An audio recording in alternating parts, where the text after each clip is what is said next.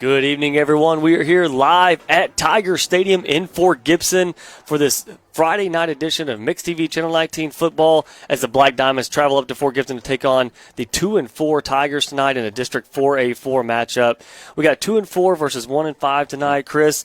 And I know it sounds silly, but there are heavy playoff implications tonight for this football game. Yeah, you think about the two that you're talking about with 2-4 Fort Gibson. That's two playoff wins. The one win that Sallisaw has, it's two district wins.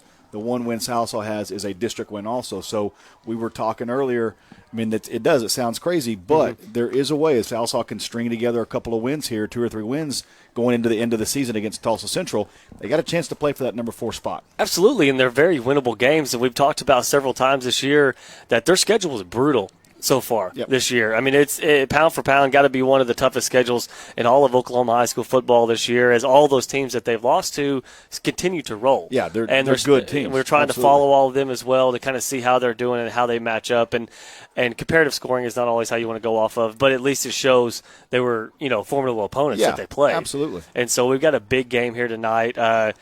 It's a chilly evening, finally football weather tonight. I did forget my jacket, as you see, Chris did not. Well, the windows are open up here in the press box. It's a little cool, little mist coming down. We were on the field. That turf here at Fort Gibson is fantastic. The conditions, the football is going to be, I think, going to stay dry, even if it does rain a little bit. Get a towel. It's going to be a fun game. Both these teams are going to try to run the football. We'll talk about that here in a second with the keys, but it'll be a fun game. And you know what? Both teams are going to do whatever it takes to win. This is huge for both teams. As we said, Fort Gibson is 2-1 in the district, but they've played the softer side of the district so far this year as compared to Sallisaw. Their one loss is to Poto. Sallisaw lost to Poto, but Fort Gibson's played Stillwell, which Sallisaw has a win against, and then Muldrow. So, absolutely. Definitely a big game tonight here in Fort Gibson. Well, stay tuned. We're going to take a quick break. We'll be right back for your keys to the game and get you ready for kickoff for Mixed TV Channel 19. This is Matt and Chris. We'll be right back. At Sallisaw Lumber, we are more than just a lumber yard. We are your full-service lumber company, hardware store, and appliance and flooring center all in one. If you don't find what you need, we'll order it for you. Our guys are standing at the counter ready to wait on you. And if you can't take it with you, we can deliver it to you for only $10. At Sallisaw Lumber, we've not forgot about good customer service. Sallisaw Lumber saves you time, saves you money. Is this my car? State Farm knows that for every one of those moments, This is ridiculous! there's one of these. Is this my car? What? This is ridiculous. This can't be happening! This can't be happening. Oh, it's happening, sweetheart. Oh, it's happening, sweetheart. Shut up. Shut up! That's why State Farm is there, with car insurance for when things go wrong, but also here with car loans to help life go right. State Farm. Talk to State Farm agent Shannon Van in Sallisaw today.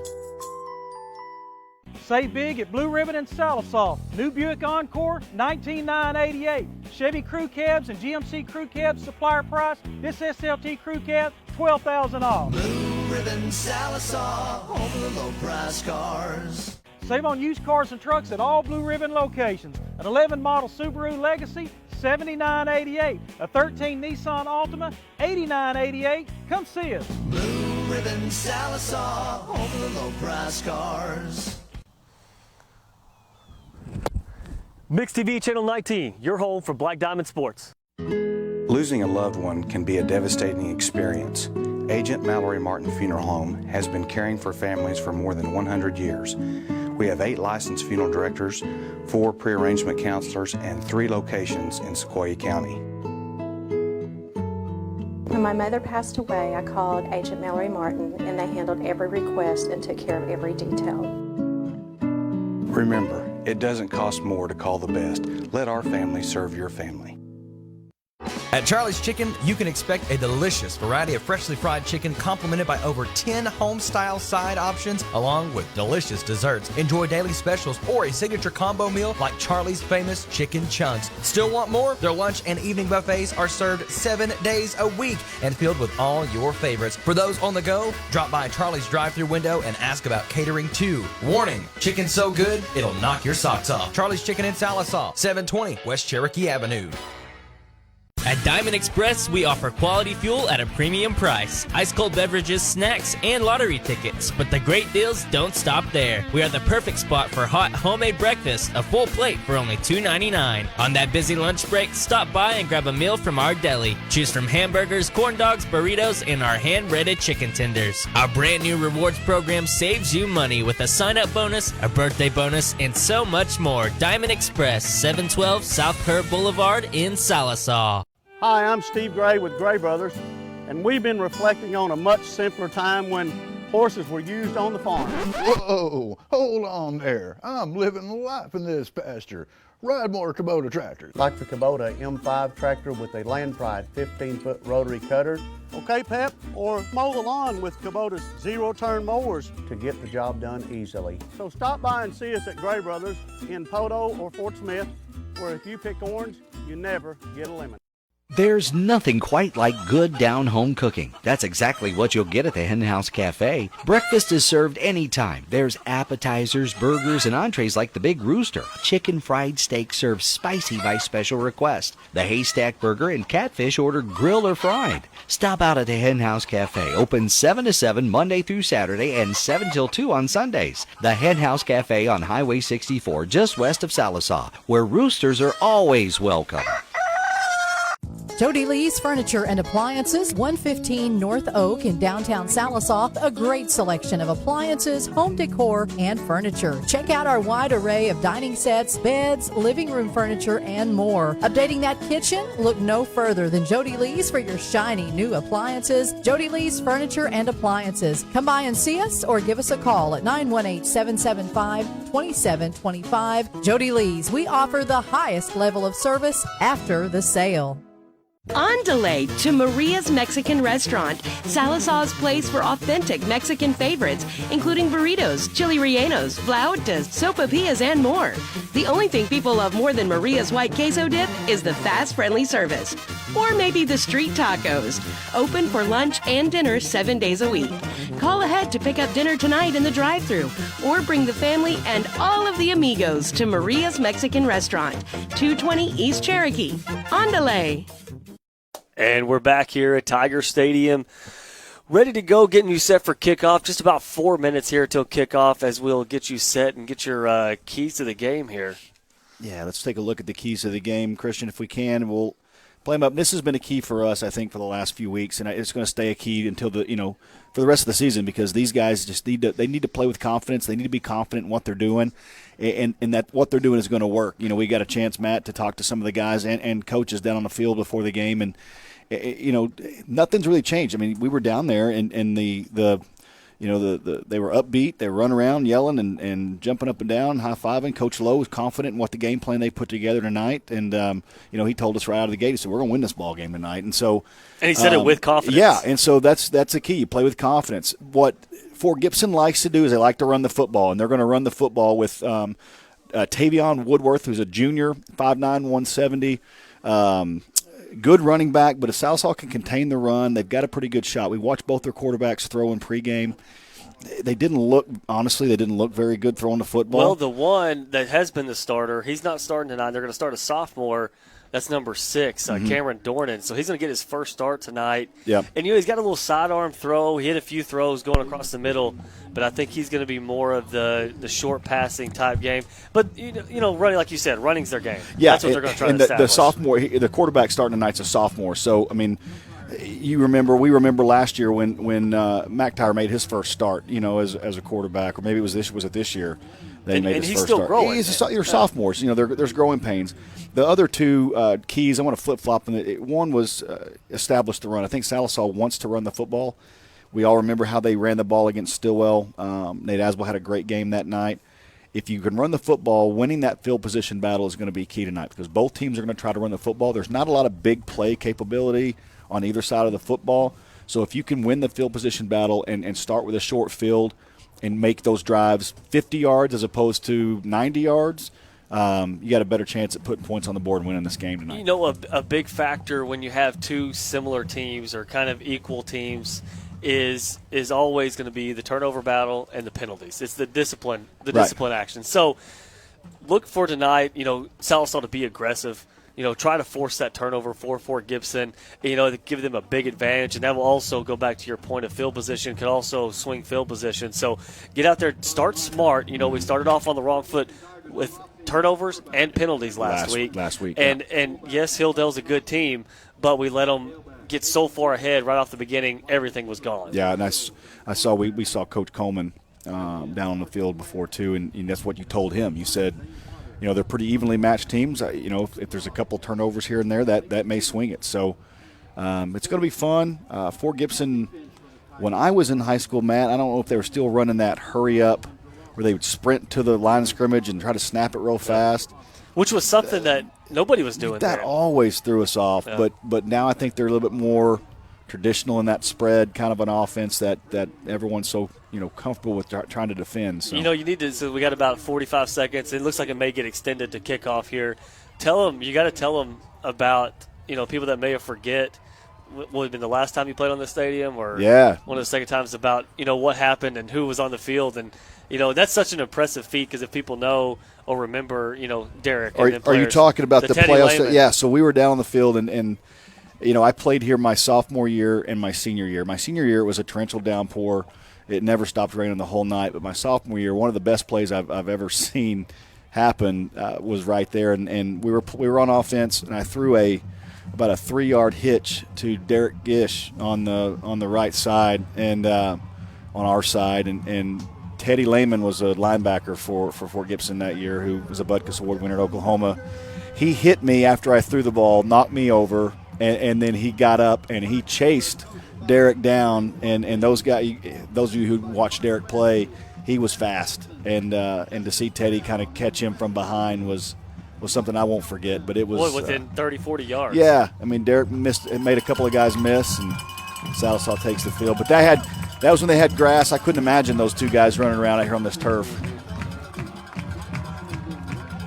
And you could see it. I mean, you're seeing what we saw. The Black Diamonds, they are not for a lack of confidence right now. Sometimes you see teams at 1-4, 1-5, start to fold during the end of the season. This team is not. They're a bunch of young kids. They're hungry. They're aggressive. They want to get another victory. They want a shot at making the playoffs. It's all here, and it's all right now. Right, and I can't see the entire bleachers here at Sallisaw, but there's not a lot more Fort Gibson fans than there is Sallisaw fans here for tonight. A cold, rainy evening. It's 55 degrees or so, and just started raining a little bit ago. But the footing was good. Like I said, we were out there on the field, and it may get a little slick, but it's soft and cushy. I mean, it's a good turf out there, and so they're all different. Every stadium we've been to 3, and they've all 3 been different. Mm-hmm. So here we are. Sallisaw is going to receive the opening kickoff. It's going to be Richards and Nicholson back deep. Let's see if I can get the kicker for Fort Gibson, number 19. Looks like that's Xan. Zan Hazen.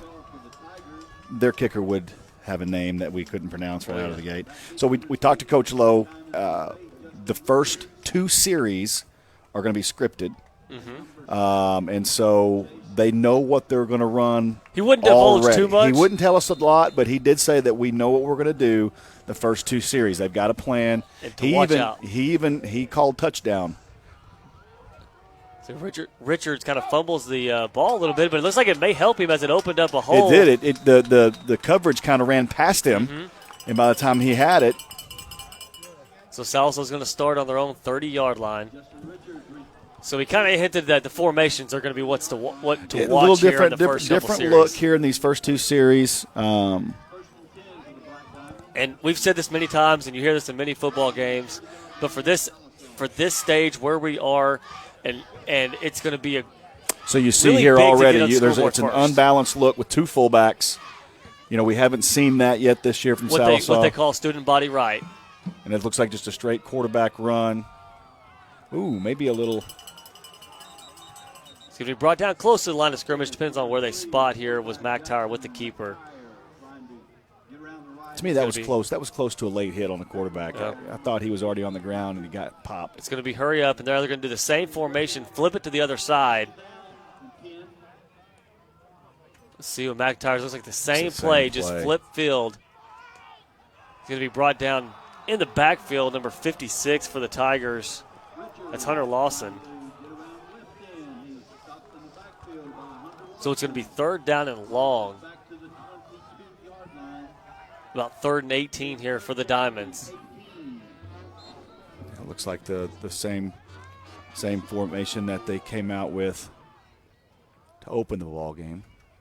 So McIntyre boots out to his right again. Looks like he's going to keep it, but he throws it, and it's – I can't tell. It looks like it was Jace caught. Nicholson caught that ball. Jace Nicholson. He's going to pick up about 6. Going to be well short of the first down.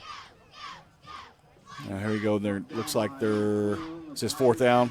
Yep, 4th down and 12. Send out the punting unit. And, Matt, if I was – we talk about throwing everything to the, I think you fake right here. I know it sounds crazy. But on 4th and 12. Look at that. It is a fake. It is a fake. He's going to keep it. He's going to get – he's going to come up He rolls over about a half yard short. shy. That's who is that? Number 55, Trevor Sparks. He had a huge hole. Yeah, it was there. I think he didn't know quite where the first down marker, because instead of you can't ask him to make too much of a move. He's never done that before. That's not his game. No, it's the first time he's ever done that. I want to say I'm shocked, to kind of ingest of how you said it, but you really do got to pretty much throw everything out here tonight. That's the ball on ground. They're going to bring him down in the backfield. Good start for the Diamonds on defense. You talk about the records. 2-4 for Fort Gibson, 1-5 for Sallisaw. And the first 3 plays for Sallisaw kind of epitomized their season so far. And then I'm sure that play on the Fort Gibson side, you're going. You're probably thinking the same thing. Yeah, that's just kind of how our season's gone. And so what that shows is you have 2 teams that are in a similar situation. So this game is really up for grabs. So we got a single back set. That's number 21 we talked about in the beginning. That's Tavion Woodworth at running back. Man in motion. It's going to be a toss right. He's got some defenders over there. They're going to bring him back for another loss on the play. So similar start here for Fort Gibson. They're now backed up to midfield. It's going to put them at 3rd and long. That's good because that's how you get, that sets up a better field position when they have to punt it to you. Now, I don't know if they'll fake their punt, but we'll see here. So we're looking at, 37, about 3rd and 22, 3rd and 23 here for the Tigers. Quarterback under center. Going to drop back, 3-step drop, looks to throw. First pass of his scrambling career around, throws it downfield, and it's incomplete. He had a man. He had a good position on the defender there. But that's it's a wet ball, and so it's going to be harder to catch, especially going up in the air. And it's trying to get a number here on the receiver. Is that 24? Yeah, that's their tight end. So that's Carson Ladd. That's a junior tight end. He's 6'3", 210 pounds. So look for that to be a possible matchup, kind of a matchup nightmare for Sallisaw the rest of this night. If they can get rolling to their 6'3" tight end, that's not good for the Sallisaw defense. And we got a free runner. That's Bennett Leslie. Goes after the punt, and they're going to get him for a flag. He didn't even fall. When you're going after the ball, there's only so much he could do there. Christian, do we have that replay? Do we have that? Let's take a look at that and just kind of get an idea of what we're talking about. It just seems to just barely touched the kicker, which I guess that's – so here's Leslie. He gets blocked into him. They should pick that up. He already called it. Now, I don't know if it's roughing or running into. He got blocked into the kicker there. Yeah, see, that's somebody just yelled in front of me. He was blocked into him.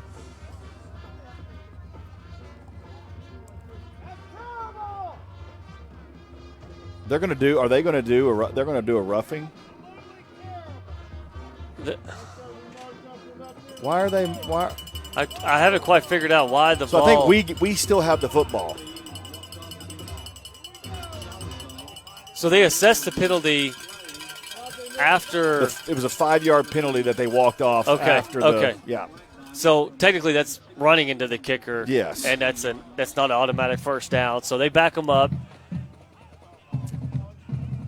Still, though, I mean, you look at the replay, and we showed the replay, and he was clearly blocked. Yeah, it's still not a good call, but at no. least Sallisaw doesn't lose possession. They there. still get to retain possession. Yeah. So here we go.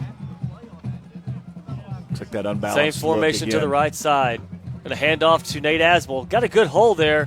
That's going to pick up 4 or 5 yards on the first down. Yeah, and that's just Nate, like we've talked about over and over this year with him. That's just him seeing the His hole vision and making is the so cut. good. I mean, you can just watch, and we'll show, I'm sure, some replays tonight. Just watch his vision, watch his helmet shift to those holes, and that's a huge asset to have. I mean, it's really good for your arsenal to kind of have that ability to read those linebackers and defensive linemen and where to cut. So, same formation, unbalanced right.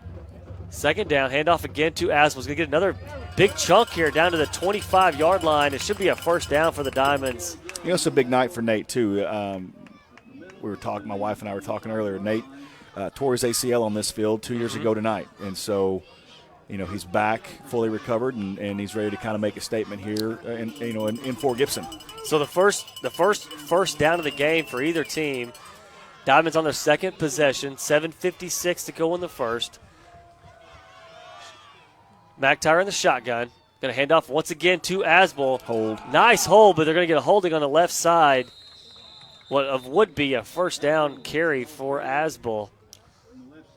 So far, the referee in the white hat has been your one that likes to throw the flags.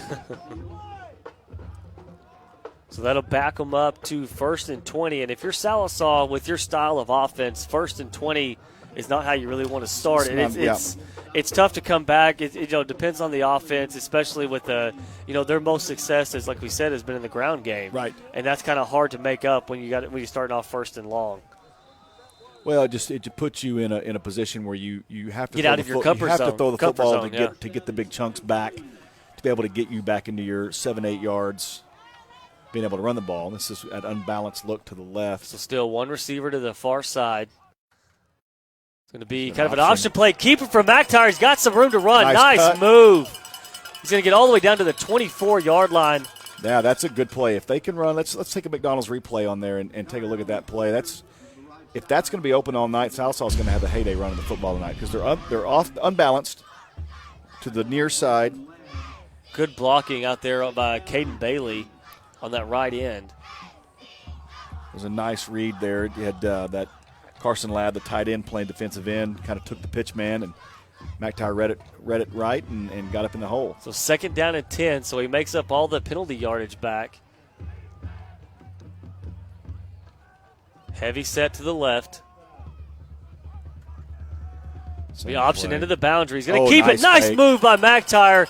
Be down the sideline to the 40 to midfield where he finally pushed out of bounds. A penalty. Yeah, they're going to throw that. We got multiple players down here pushing and shoving, and it looks like it all came from the guys in the red. If they didn't call the late hit on McTyer, then I don't know if they're going to call anything all night because that was blatant. Well, I think the stadium was going to erupt, at least on this side of the stadium. On this side. So they're going to get probably offsetting. Sideline warning called against the Diamonds. That's too unsportsmanlike. Unsportsmanlike, yeah.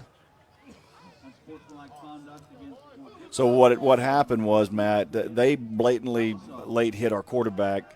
Our guys come in to protect the quarterback, and then that's what they called us on too. Well, and that happened, and then number 11 for the Tigers come in and shoved one of our players back. That's Braden Morgan. That's running back, linebacker, junior, 6'1", 215. It's a big guy.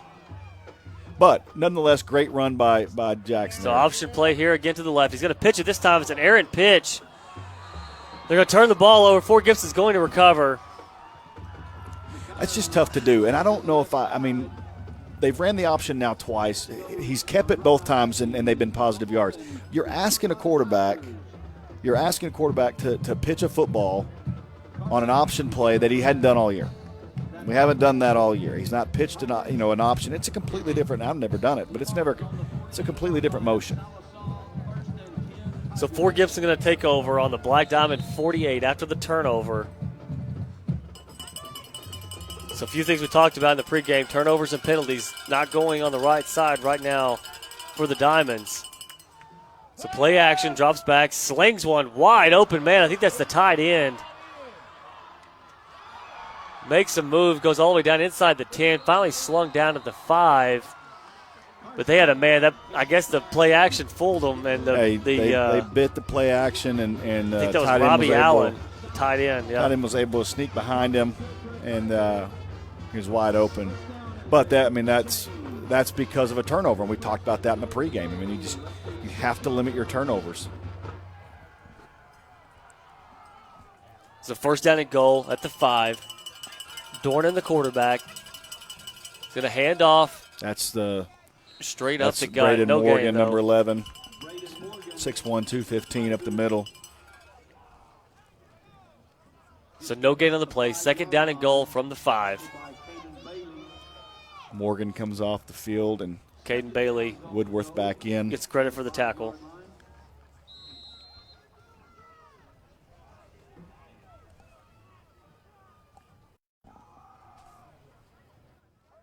.5:30 to go in the first. See that receiver split way out there means he's not going to have any part of that play. He's just bringing a defender out there. It is 10 on 10. Hand off to Woodworth off the left side. Easy path into the end zone. And the Tigers will get on the board first here at Tiger Stadium.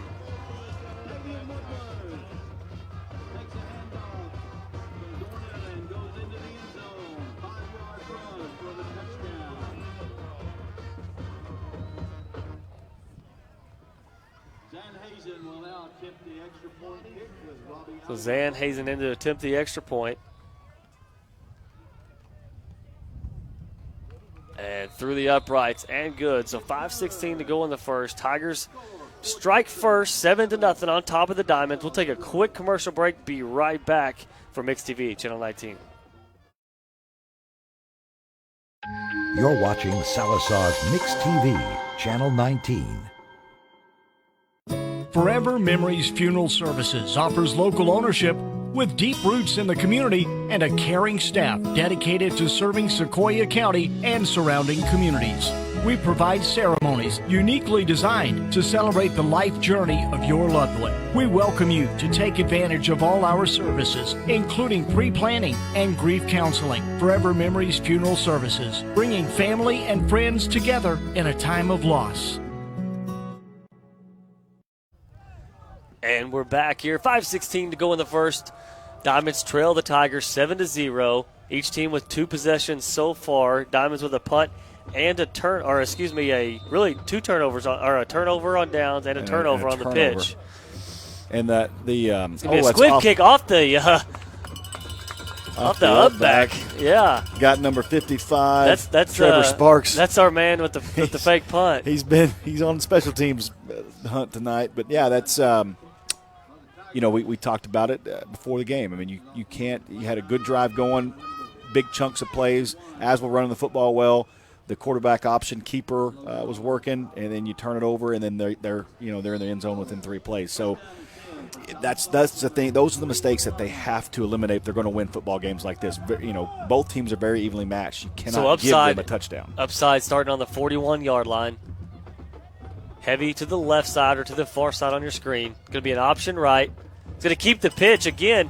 Nice little hole there from McTire. He's going to get close to a first down, maybe about a half yard shy past midfield. I think they're going to give it to him.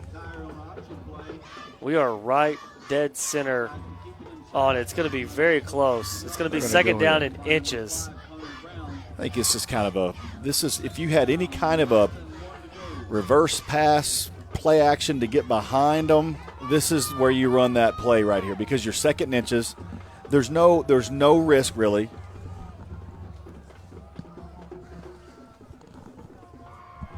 So heavy to the far side. It's going to be a handoff to Nate Asbel. Good run for Nate off the left side. Cuts it back to the middle.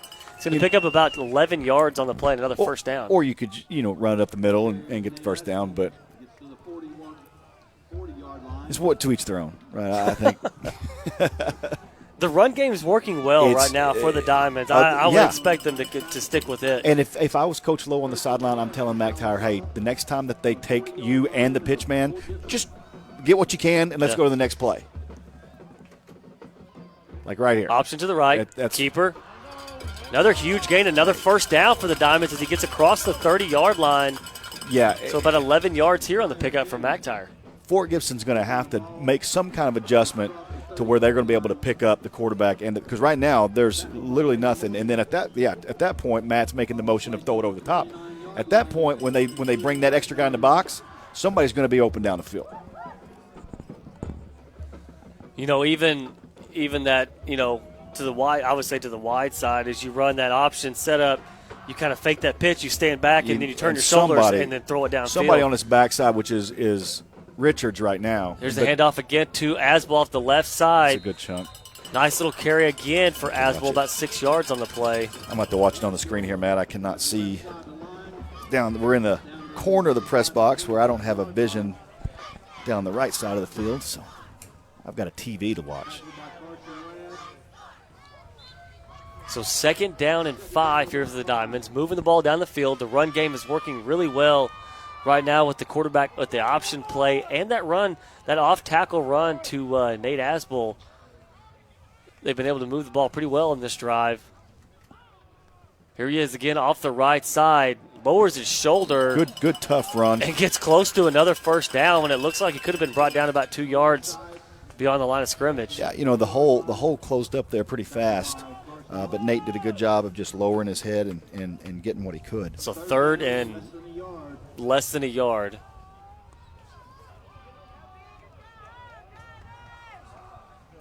Yeah, this is just power football. Look for the offensive line here just to get a push.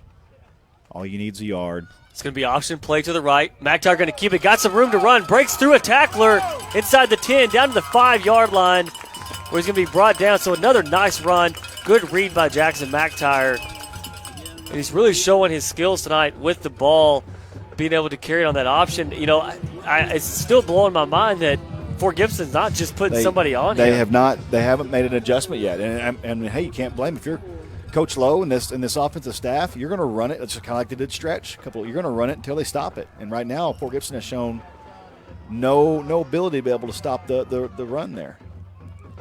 Low snap. McIntyre keeps. Is going to get into the end zone. Touchdown, Diamonds.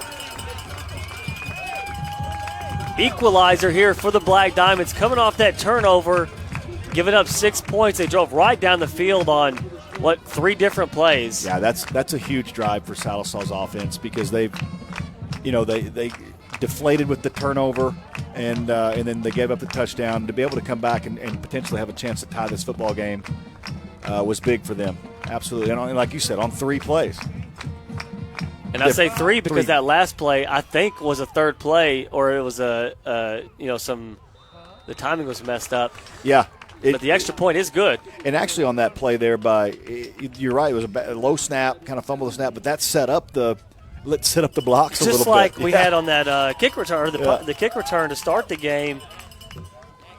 Sometimes that works to your advantage. So the Diamonds tie it up here, 2:10 to go in the first, 7-7. Drove 60 yards down the field. Really on the backs of McIntyre and Nate Asbel in that offensive line. Here shortly, we'll try to, if we can, Christian, we'll try to get a replay on the next time they run that option so we can show the folks at home on our telestrator here what we're talking about, how they're not picking up. They're having to choose. They're choosing either the pitchman or the quarterback, and so far they've chose wrong every time except for the fumble, which, if you'll remember, they had a man for each, the quarterback and the running back on that play. I don't know why they wouldn't go back to that, but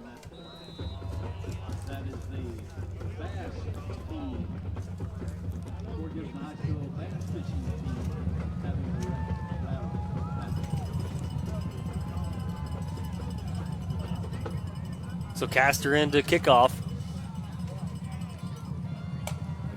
Pooch kick. It's going to be a short kick to the 21. That's nice Cordell play. Ford, and good play. Is that Bennett Leslie down there? Tell you what, Bennett Leslie is a special teams machine. He's been all over the field on special teams this year. You know, we call him every game for at least something on special teams.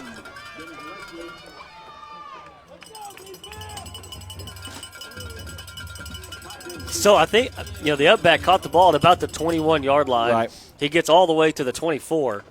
Big run back. And so good momentum here. The Big Mo is on the side of the Black Diamonds right now over here late in the first quarter, tied at 7. Tied in motion. It's going to be a play action, an ugly play action. Not much of a sell there. You try to keep it. That's Connor Daffin chasing him down. He's going to end up maybe 2-3 yards on the play. Good hustle from Connor Daffin on that backside. So that H-back that went across in motion there, that's number 23, Robbie Allen, which I think he caught that long pass earlier. And I think he was the quarterback up until a couple of weeks, last week. Number 23. Yeah. So he's now in there as a senior, kind of doing what they're asking him to do. Now he's a running back. Nice play there by another senior, though, in Connor. So Woodworth in the backfield at running back. Dornan at quarterback. He's going to hand off to Woodworth up the middle. He's hit, looks like a brick wall. I mean, you can see that helmet just pop back. That's David Decker, number 74, in there. Going to get a loss here. Yeah, he's excited there. That may be the first time we've called his name all year.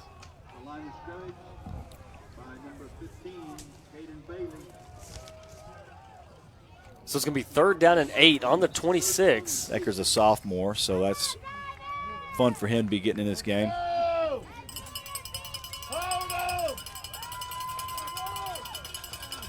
Woodworth in the backfield. That's hard count's going to get the defense. It's going to make this more of a 3rd and manageable. And it looks like whoever jumps coming out. Yeah, it's that's.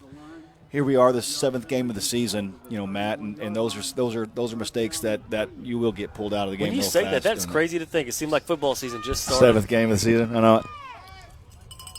But that's a mistake you can't do this late in the season.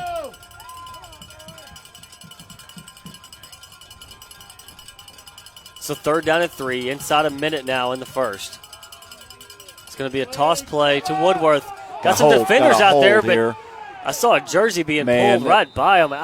That was 100% a missed call there on the Fort Gibson. Yeah. Let's take a look at that McDonald's replay and see if we can show kind of what we were talking about. Number 24 for Fort Gibson. And you say sometimes holdings don't have a direct effect on the play. This one did. Absolutely, 100%. If you'll see number 24 coming out, here's the tight end here for Fort Gibson on the near side, closest to you. He's going to grab. He's got his hands around him, and he's just holding. Now you saw him kind of take his hands off. That's usually not me. Yeah, that's a penalty. Almost like, hey, I didn't even see what you did. Yeah. But when you do that, we know you did something.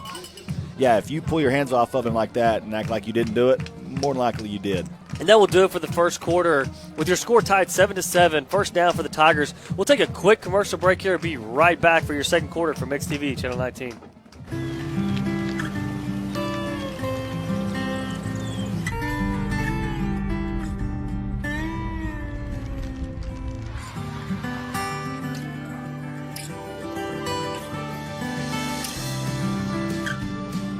Here's to making your morning routine a little bit better.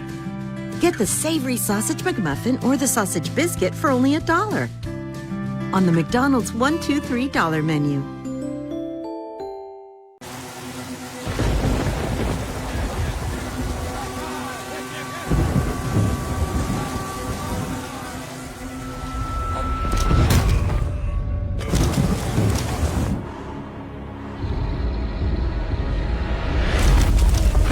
When severe weather knocks you down, Shelter Insurance is there to help pick you up. For a free insurance review, contact Shelter Insurance Agent Randall Baker. And we're back here. First down play was an overthrow. He had a man downfield, but he overthrew him for a few yards, so it's 2nd down and 10 for the Tigers on their own 39-yard line. Bailey had him covered up pretty good, so no big deal.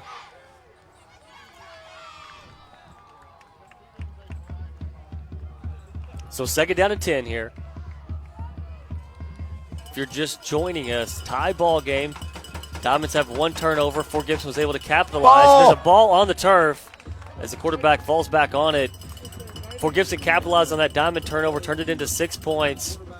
Diamonds took the ball on that next possession, drove right down the field with 2-3 different run plays, was able to tie the game back up. That's the second time that a quarterback center exchange has gotten on the turf, and sooner or later Sallisaw is going to jump on one of those and get a turnover on their own here.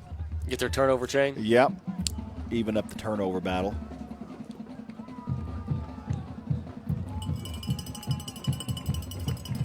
So 3rd down and 13, good position here for the Diamond defense.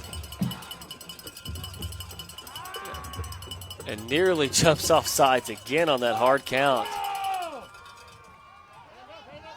Going to boot out to his left. It's nearly intercepted. Nearly intercepted. What a play by Riley Scavo. It's going to force a 4th down. You know, we talked about that, how Fort Gibson's a run-heavy team. We got a new quarterback. He's not a deep thrower. The deep threat's really not there for them. He's kind of a sidearm guy, too, as you saw him boot to his right there and kind of try to just sling it to the side. And it's really a good position. If you can force them in 2nd, 3rd, and longs, you'll be in good position to win this ball game. So fumbles the snap. The punter does. It gets blocked. Get out of the way. So it's going to be excellent field position here on the Tiger side of the field for the Diamonds. So things really going their way. Really, like we said, momentum is key for this ball game, and it's really going the Black Diamonds' way here.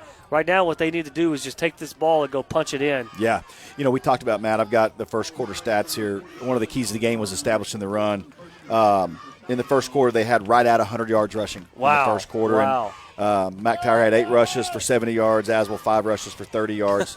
And so, you know, that's what they're going to have to do to win this football game. And what that's going to do is set up, you know, the play action passes and those types of things to get down the field a little bit. But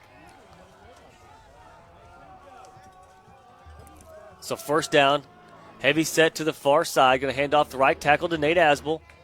The ball's on the turf, and it's picked up by the tailback for Fort Gibson.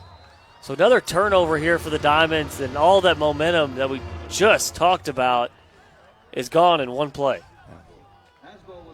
I mean, if that, you know, from what I've seen in this first quarter, Sallisaw is going to lose this game tonight. It's going to be because of turnovers, because they're the better team. They can physically I think they're the better team. Line up and beat these guys. It's just you can't keep letting them stay in this game by giving them turnovers.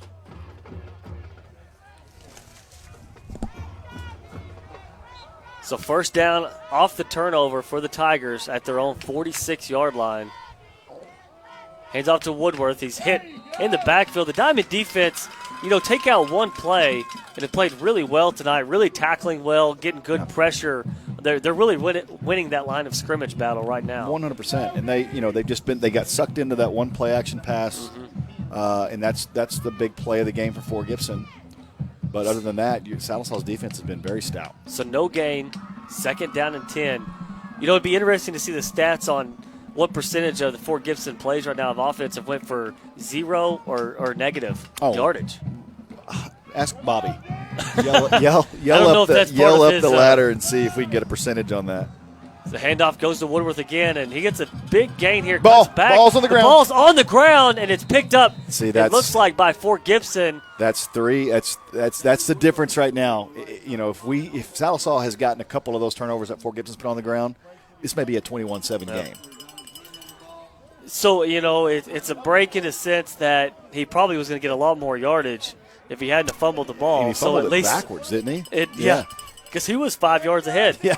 I was looking at him. Until you said fumble, I didn't see it. I'm watching the up close. I'm watching it live through the foggy window. The window they didn't clean. So 3rd down. I know who you could tell about that. I know. 3rd down and 6 here. Trying for the hard count again. This time the Diamonds stay disciplined. Fakes that's that play handoff. It's throw out in the flat to his tight end or receiver there, number 18, Dylan Mills, and he catches it for the 1st down. First time tonight that a wide receiver has been thrown to on both sides of the football. I'm not sure Sallisaw attempted a pass in that first half or in the first quarter. I don't think so. No. So 1st down here on the 40-yard line for the Tigers. So So far I've jinxed about everything I've said, so I'm probably going to be done complimenting or demeaning it. So first down, handoff to, that's number 1 here, really quick. Hit the whole Codell Ford. Junior, 5'9", 155. And he hit that hole fast. Listed as a wide receiver defensive back, so he's clearly Fort Gibson is kind of thrown the position roster to the wind here in week 7, and they're just saying, you guys go play where we want you to play.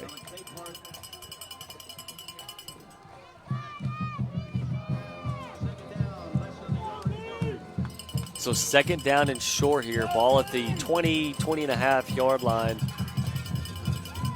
Dornan under center, fakes the play action, gets hit as he throws it, and it's incomplete. It actually hits his receiver that was laying on the ground. He actually almost completed it. Can we watch this replay of this play fake? No, watch the play fake too, but we'll also watch it hit the ground. Every time he's play faking to the wrong side. Yeah. The play action is not selling anybody. And he almost good lick there. And you'll see overthrew and then almost completed it to the receiver that he did not want to throw to. But I like the play call on second short. You really got to, all your options are open there. So they've got Ford in the backfield again here on third and short. It's going to be a quarterback sneak. He's going to get the first down easily. He's going to be stood up about the 18-yard line.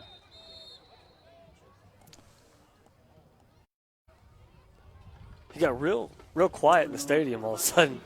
Yeah, the quarterback sneak was a little bit of lackluster play.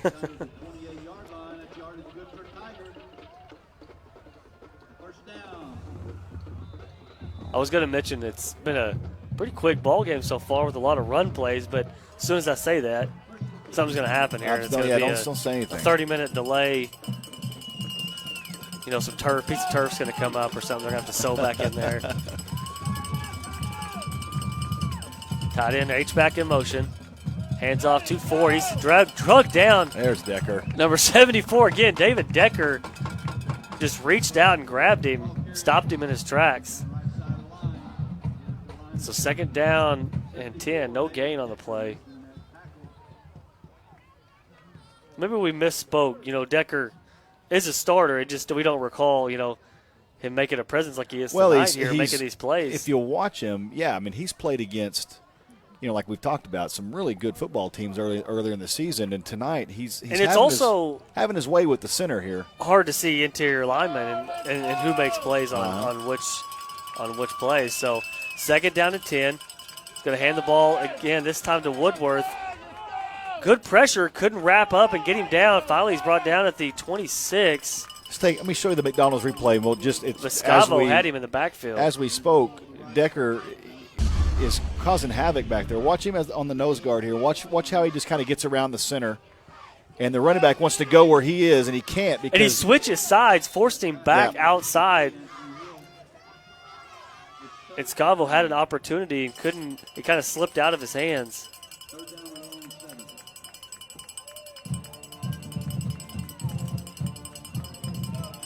So third down and 8. Looks like they're going to go split two receivers to the right. Got an H-back. It's going to be false start. Every once in a while, that happens. That's huge for the Diamond defense. Going to push them back to third and 12. They've got that number 64, Cooper Austin, their lineman that just jumped. They've got him listed at 220. He's about the same size as that running back. If he's 220 pounds, there's no way.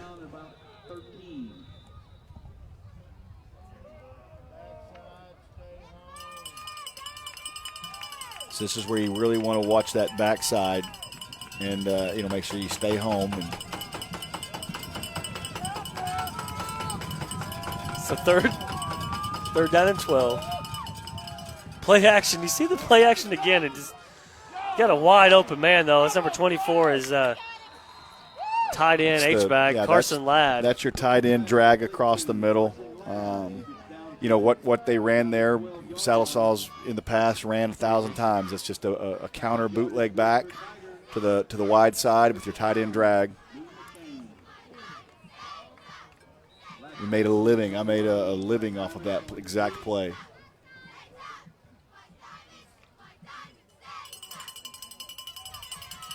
My senior year, our quarterback didn't get enough time to wait for me to get across. Hand off to Woodworth. He's surrounded immediately. Going to be a big loss on the play, 2 or 3 yards here for the Diamond defense.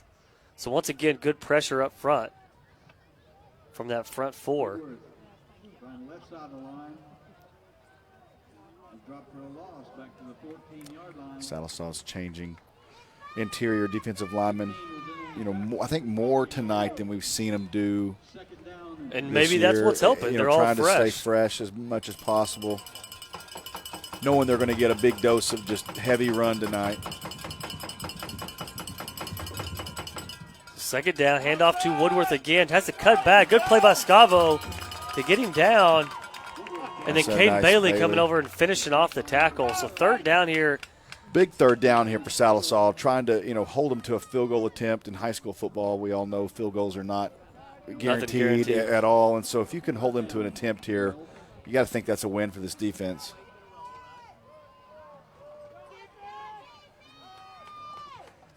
It's third down and 12. 4:30 to go in the first half. It looks like, look for Fort Gibson to run something very similar. Play action. Watch the backside drag. Counter drag. Yep. So he's going to hand it off to Woodworth. Like they're just going to go straight. Carrying tacklers inside the 2, down near the goal line. So really one of the first big runs from Woodworth tonight comes on a 3rd and 12. So it's going to give him a first down inside the 1-yard line or at the 1-yard line.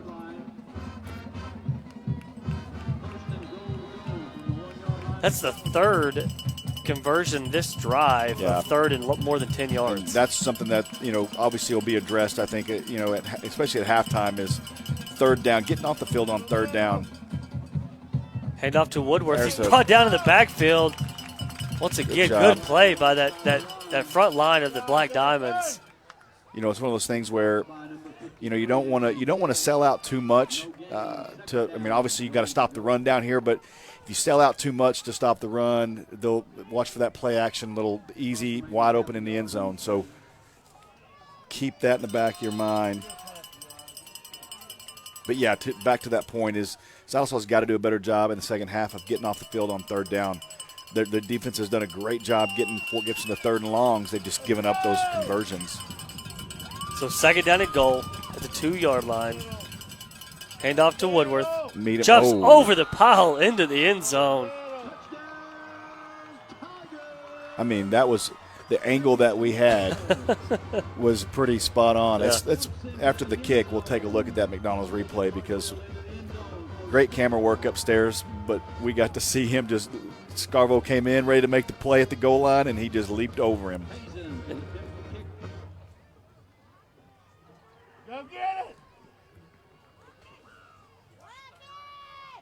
Fort Gibson the extra point, and it is through the uprights and good. It's going to put them on top 14-7. We'll check that McDonald's replay on that touchdown run from Tavian Woodworth. And you'll be able to see number 12 for Sallisaw, Scarvo, come right up in the hole, ready to make the play at the goal line. There he is, and then up and over.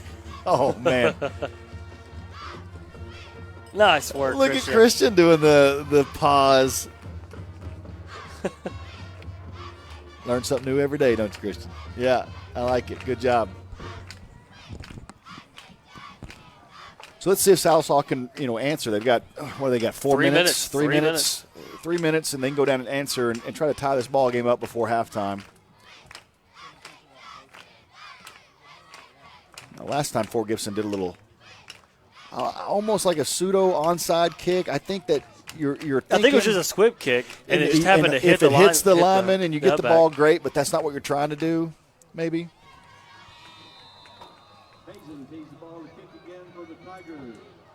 So Nicholson and Richards back deep.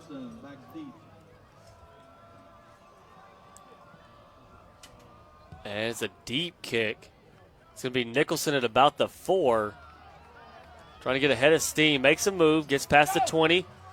Breaks out of a tackler across the 25. It's going to be first down there with 3:01 left in the half. Sallisaw, I believe, has all their timeouts. So plenty of time here to try to equal this game up and go into halftime tied. Yeah. I mean, I think at some point in this drive you're going to have to throw the football a little bit. I don't know if you can, if you can drive the ball, 75 yards in 3 minutes. Yeah, just see if you can get down the field. They haven't thrown the ball at all tonight, so Fort Gibson, probably in the back of their mind, they're thinking, stop the run, stop the run. If you had a play to get behind the defense at all, now's the time to run it. Option play to the right, keeper from McTire. It's going to be hit at about the 26. Maybe give him an extra yard there. Second down and about 8 here for the Diamonds, as we're now inside 3 minutes.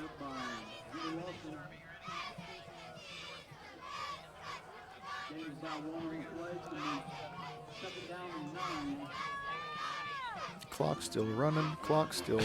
Every time. Think about that. 15 seconds on the play clock.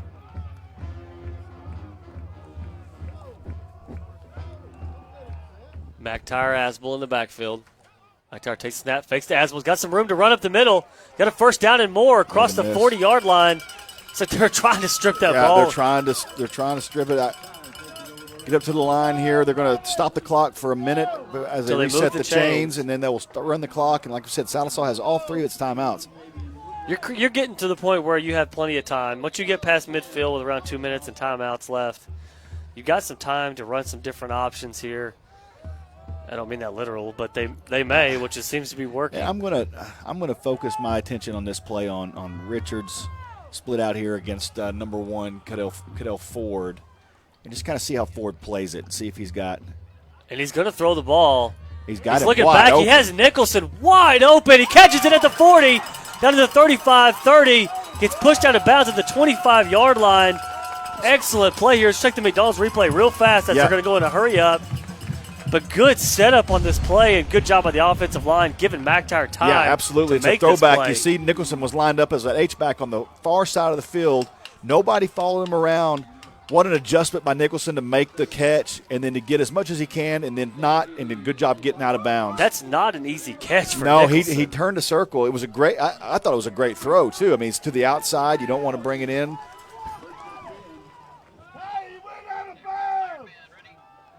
So they're saying a good run here from McTire's got some room. Oh, nice. Inside the 10-yard line. Good run by Jackson McTire. They did not stop the clock. They didn't, did they? After he went out of bounds, which may end up helping them now.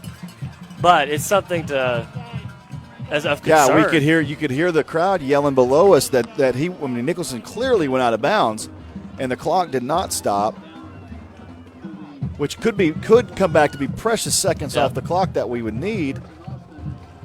Without the run of McTire, which they got 3 timeouts, now you're inside the 10. So hand off here to Asbel. Good cut. He's inside the 5. In the end zone. Touchdown, Diamonds. Nate Asbel. 8-yard run and the touchdown. Game tying, or say an extra point away from tying this ball game here with a minute to go in the first quarter.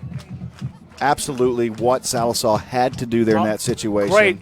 Great answer there from the Black Diamonds as Castor comes in to attempt the extra point, and it is through the uprights and good, and we'll tie this game with 1:03 to go in the first half.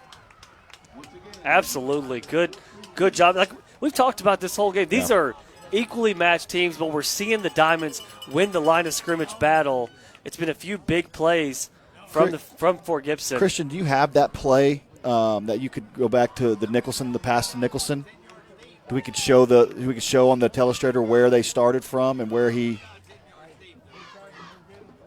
Because this is the play of the drive for me here. I mean, you haven't thrown the ball all night, and we'll try to show you. Nicholson's lined up right here. He's going to come across. They're going to show the action this way. Nicholson's going to come across the field, and nobody for Fort Gibson over here. None of these guys are going to follow him. And McTire he kind of rolls out and makes a great throw. And I want you to watch the adjustment that Nicholson makes. That was Madden quality, by the way. Thank you. So watch this. So the throw is there. The adjustment to turn and catch it. Now, clearly gets out of bounds here, but they kept the clock running for whatever reason. But to me, that's the play of that drive. So far, that's the play of the game to be able to get Sallisaw in a crucial touchdown position to be able to tie the game before halftime.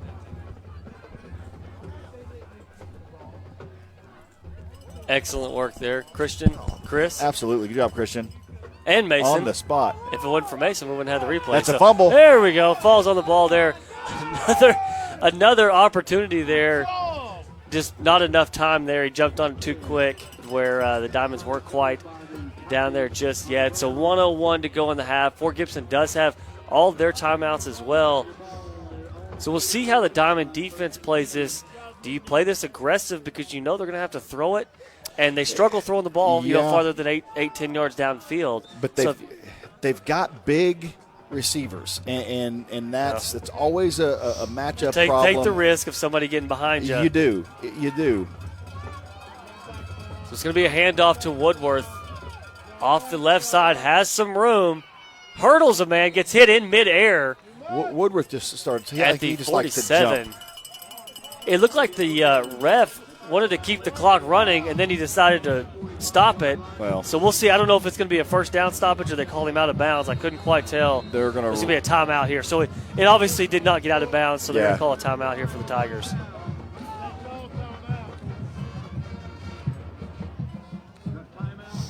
So, Sallisaw, how much time? 52 seconds.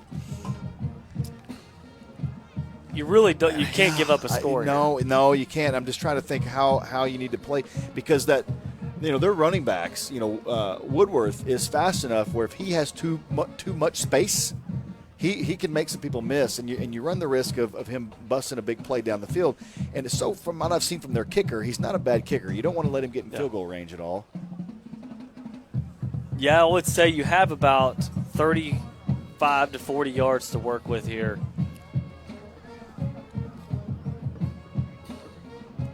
Well, we got a little time here. Let's do the Charlie's Chicken trivia.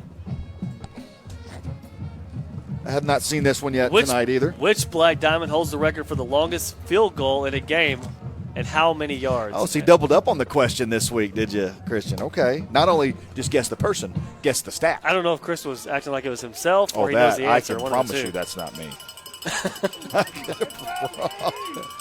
False start here. I don't know what's going on here. They weren't going to call it. I think they considered it's a motion still. He could have. Can you do that? Can you go in a stance on the line and then get up? Well, I don't know.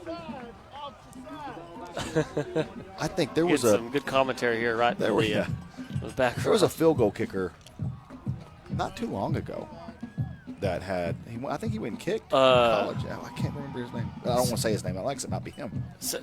I know who it is. I mean, the kick at Wagner. I think it may have been at Wagner. I was actually at that game. Oh, he's going to. As a matter of fact, that's pass interference on Scavo. Can't hold him. I have that kick on video, as a matter of fact, on one of my old Dropbox files. Yeah. So that's what we talked about earlier, Matt. Is their big tight end trying to get behind him, and Sallisaw's smaller defensive backs. He's tough to cover. He's 6'3", so I mean, right there, Scavo just grabbed his jersey as he was going by, and referees, not going to miss that. So 45 seconds now. Ball at the 44.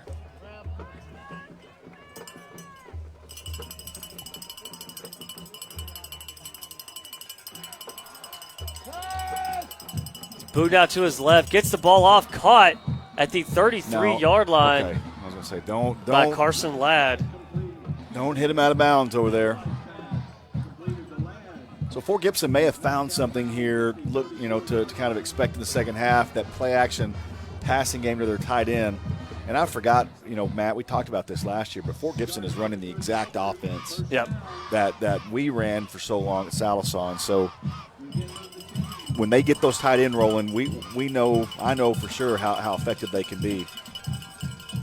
And they have two very good tight ends. Well, they do. But tonight. The thing is that after this play, play action, tripped up a little bit, gets his feet set, throws the ball incomplete. The one thing I see their little chippiness down here. One thing Sallisaw has going for it is Coach Lowe knows that too. He's well aware of that offense and how to defend and adjust to that style of offense. So, if not, I'll go down there and tell him. Sure, I'll appreciate it. Knock on their door. Knock on the locker room. Hey. You just watch the tight end. You got to guard that guy.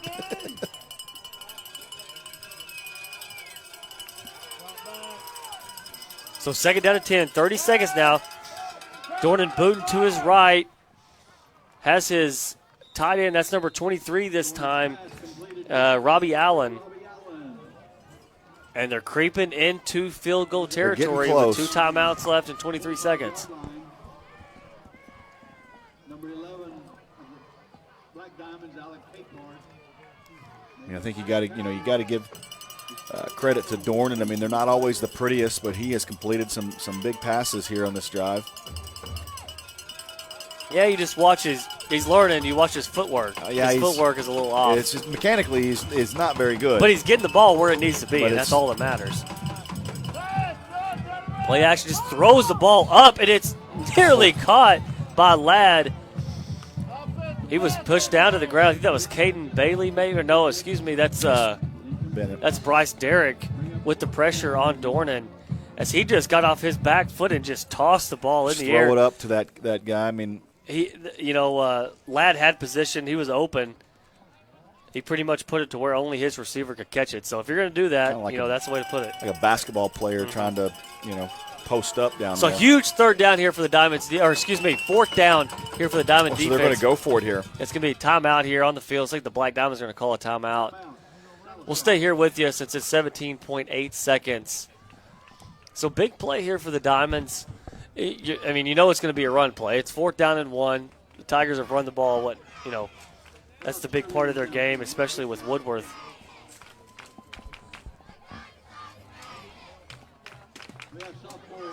Yeah, it's. I think any other down and distance, any other distance other than 4th and 1, they're going to kick a field goal here, just to get points on the board going into halftime. But they're comfortable and probably, I would even think they have. How many timeouts does Fort Gibson have? I can't see. They have 2 left. Maybe even quarterback sneak here. Maybe do a down play, maybe call a timeout, maybe take a couple shots to the end zone, and then settle for your field goal. So don't be surprised if they just do something simple here, maybe even a quarterback sneak. Or that's a viable option when you have technically a 3-down lineman. Yeah. You do have an edge rushers on both sides, and there he goes. He gets the first down easily. So they're going to stop the clock here. Look for maybe a timeout or a spike. Clock play. And back to what I was saying is you can see Sallisaw runs really the 3-4. Right. They have 2 guys that look like they may be down, but they're actually kind of edge rushers that could drop back in coverage, and they're stand-up guys. Right. So you have 3 down linemen, and that cuts the splits a little wider, so they're trying to cover more ground for 3 people. And that's why you see a quarterback sneak go for 3-4 yards. Yeah. So it looks like Fort Gibson did call timeout. So they have 1 remaining, 14 and seconds. they'll have a couple of shots at the end zone here, trying to get that, trying to get Ladd into the end zone at 6'3", and kind of like you just said, maybe the quarterback just throw it up there and see if he can out-jump some people. And if not, you've got a timeout in your back pocket to be able to use and kick a field goal here. If you're Sallisaw, you really want to keep them in bounds and keep them in front of you. Yeah. Yeah, you can't let anybody behind you.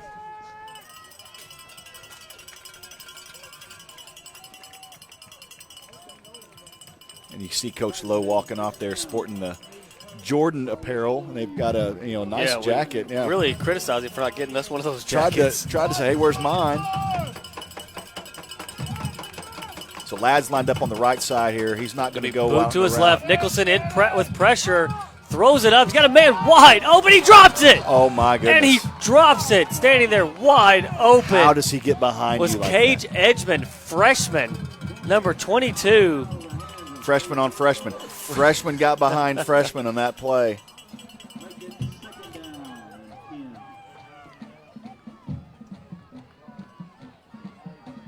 Man, he will never live that one down. No, especially if they happen to miss a field goal here. And that was a slow developing play, so it ran off 6 seconds or so. If you're Sallisaw, you have to do a better job of not letting those receivers get behind you. And I know that they're just screaming that at him down there, and probably easier said than done. We're not down there playing, but Man, you just got to keep in front. Ladd lined up on the left side there in the middle of the field. They're going to do Handoff goes to Woodworth. Has some room to run. He's going to take it. He's going to be down at the 1 yard line. With 1 second with 1.2 seconds to go. There's your timeout. Fort Gibson takes their last timeout. And this is not an easy field goal. This is a bad angle. I don't know that I don't go for a quarterback sneak and here. just get a score. And if I'm Sallisaw, I don't know that I put everybody up there and just go for it. Absolutely put everybody that just you can. Load the box, get on the line. This will be interesting. I'm with you. I think Fort Gibson's probably going to go for it here, go for the touchdown here, because that's terrible. It's on the left hash on the 1 yard line. That's a bad angle to kick a field goal, and you've gained probably an average of 4 yards a pop on your quarterback sneaks tonight. Yeah, so. I stick the biggest guys you have on that defensive front. So Glover's going to be in there. Had a chance to stop Woodworth there in the backfield to set up a for sure field goal try, and just could not bring him down. Yeah, so here comes Fort Gibson's offense. The big men up front for Sallisaw. And they are squeezing in. Look for a handoff straight. Salisaw's going to call timeout here. Well, you got them left. You got them in your pocket. You might as well. You can't take them with you. I mean, you got to have both your linebackers up in those gaps. If they're going to score here, make them score on the outside, right? Catch you with a mint in the mouth there. What are you talking about? I wish you guys could see if you could see this press box. How many boxes of mints we have up here tonight? We have 2 boxes and a pack of gum. Yeah. Which we probably shouldn't chew gum. So. No, that's for Mason. Make sure Mason gets the gum. And Skittles. And Skittles. You know what? He must have gotten in trouble because I haven't seen him. I haven't seen a pack of Skittles this year. I haven't seen any refreshments up here with me. Usually he had the concession stand up here. So here we go. So this is it. This will do it for the half. It's going to be a handoff to Woodworth. He's going to get into the end zone. I like the play call. I really do. Sallisaw's loading up the box, trying to and Trenton Jones actually came out of the pile with the football. So after the extra point try, we can watch the replay here in a second. We'll watch the replay and see. But once he crossed the plane, it's over. I mean, the play's over. It's dead. You can see K-Park kind of throwing his arms up like, hey, we got the ball here. Extra point's good. So they're going to go into half 21-14, but let's check that McDonald's replay. Just to make sure. Like it's going to matter. It's not going to matter at all for me. So he bounces outside. He does fumble it. Trent Jones does drop one, but he is 2 yards in the end zone. He already crossed the end zone. So yep.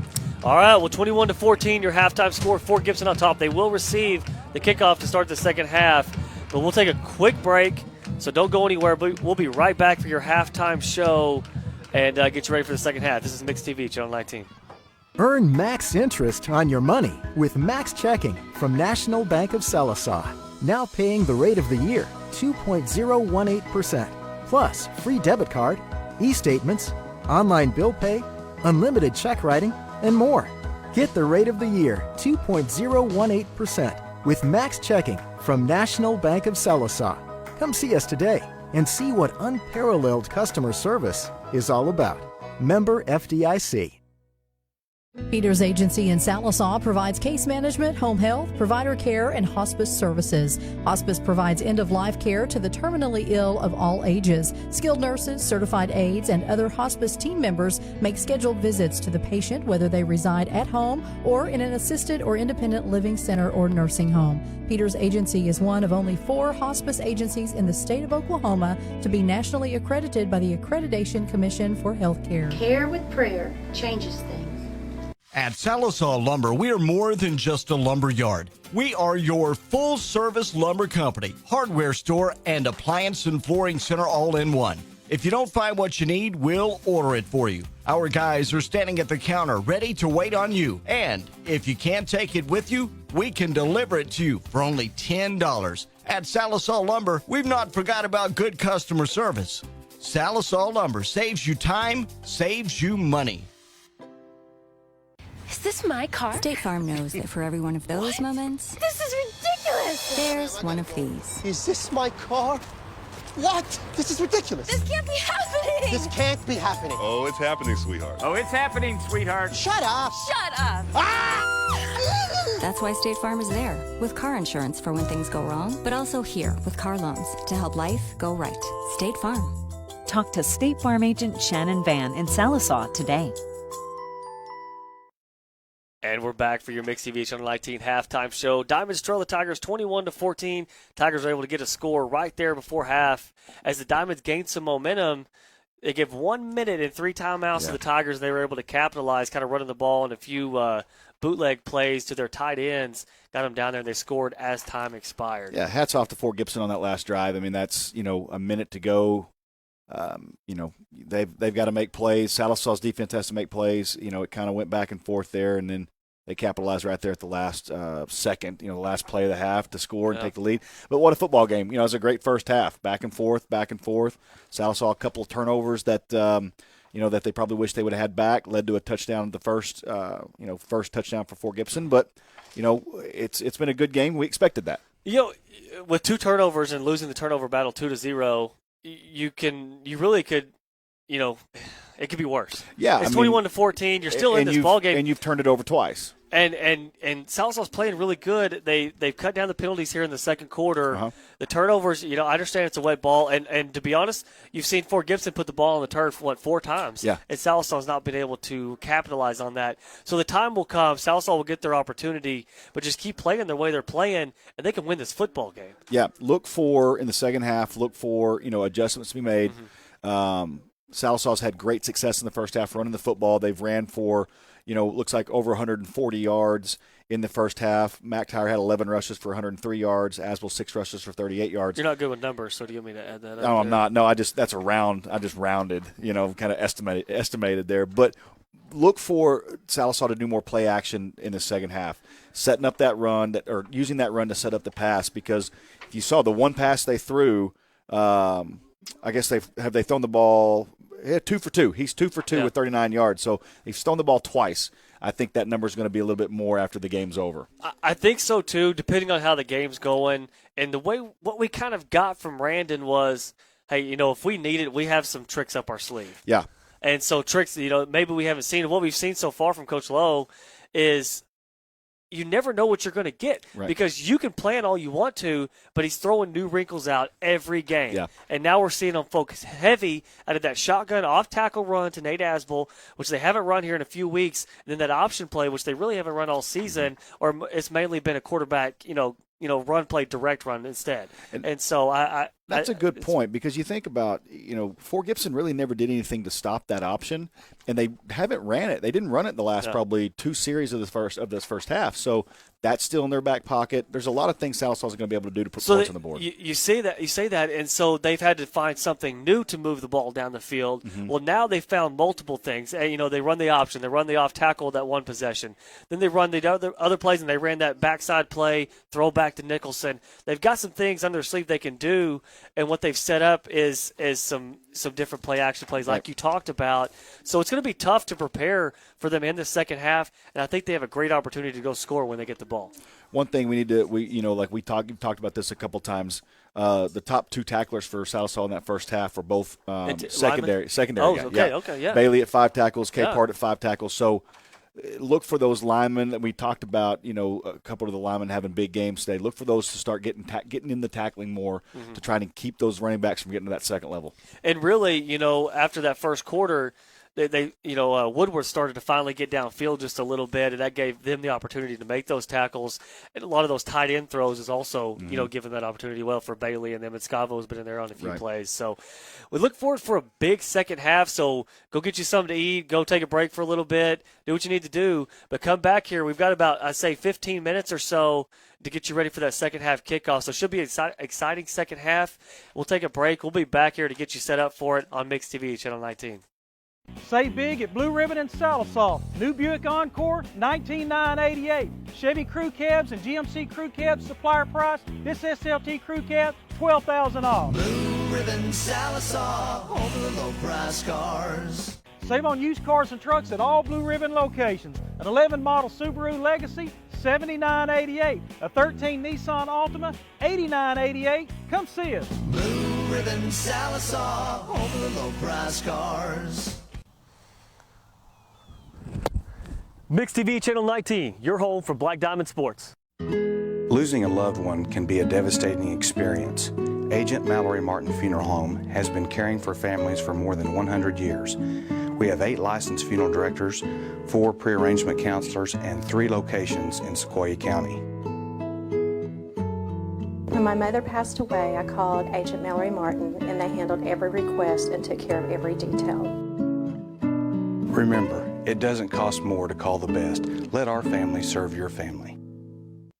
At Charlie's Chicken, you can expect a delicious variety of freshly fried chicken complemented by over 10 home-style side options along with delicious desserts. Enjoy daily specials or a signature combo meal like Charlie's famous chicken chunks. Still want more? Their lunch and evening buffets are served 7 days a week and filled with all your favorites. For those on the go, drop by Charlie's drive-thru window and ask about catering too. Warning, chicken's so good, it'll knock your socks off. Charlie's Chicken in Sallisaw, 720 West Cherokee Avenue. At Diamond Express, we offer quality fuel at a premium price, ice-cold beverages, snacks, and lottery tickets. But the great deals don't stop there. We are the perfect spot for hot homemade breakfast, a full plate for only $2.99. On that busy lunch break, stop by and grab a meal from our deli. Choose from hamburgers, corn dogs, burritos, and our hand-breaded chicken tenders. Our brand new rewards program saves you money with a sign-up bonus, a birthday bonus, and so much more. Diamond Express, 712 South Curb Boulevard in Sallisaw. Hi, I'm Steve Gray with Gray Brothers, and we've been reflecting on a much simpler time when horses were used on the farm. Whoa, hold on there. I'm living life in this pasture. Ride more Kubota tractors. Like the Kubota M5 tractor with a Land Pride 15-foot rotary cutter. Okay, Pep? Or mow the lawn with Kubota's zero-turn mowers to get the job done easily. So stop by and see us at Gray Brothers in Poto or Fort Smith, where if you pick orange, you never get a lemon.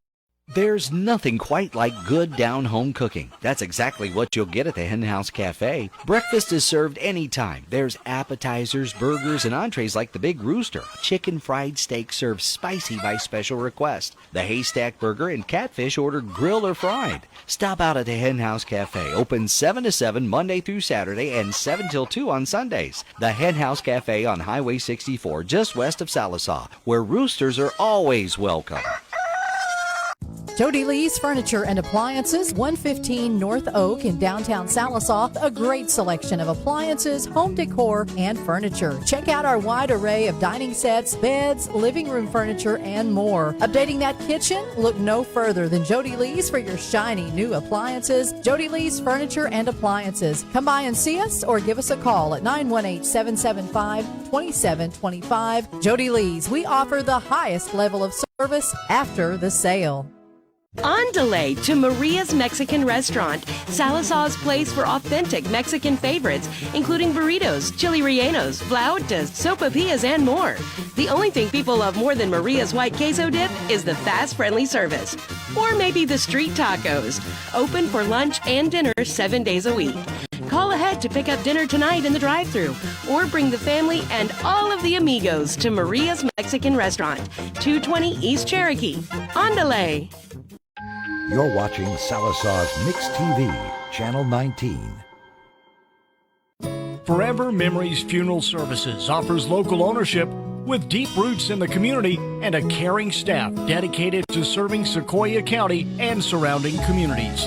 We provide ceremonies uniquely designed to celebrate the life journey of your loved one. We welcome you to take advantage of all our services, including pre-planning and grief counseling, Forever Memories funeral services, bringing family and friends together in a time of loss.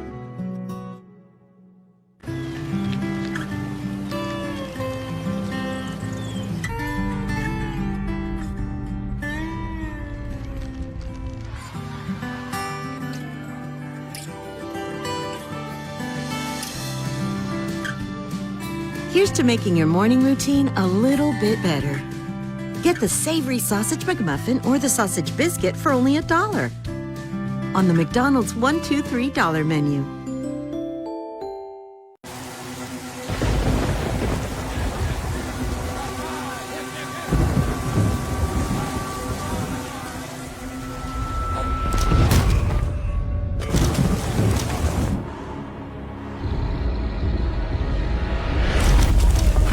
When severe weather knocks you down, Shelter Insurance is there to help pick you up. For free insurance review, contact Shelter Insurance Agent Randall Baker.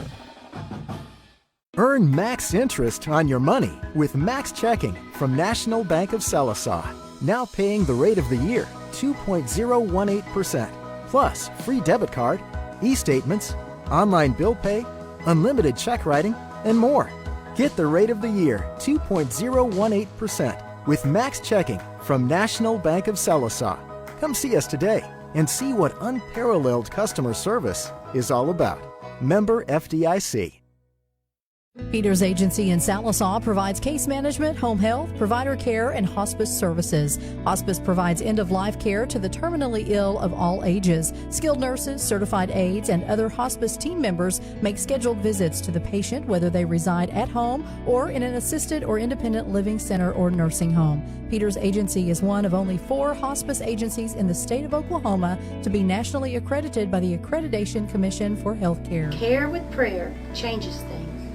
At Sallisaw Lumber, we are more than just a lumber yard. We are your full-service lumber company, hardware store, and appliance and flooring center all in one.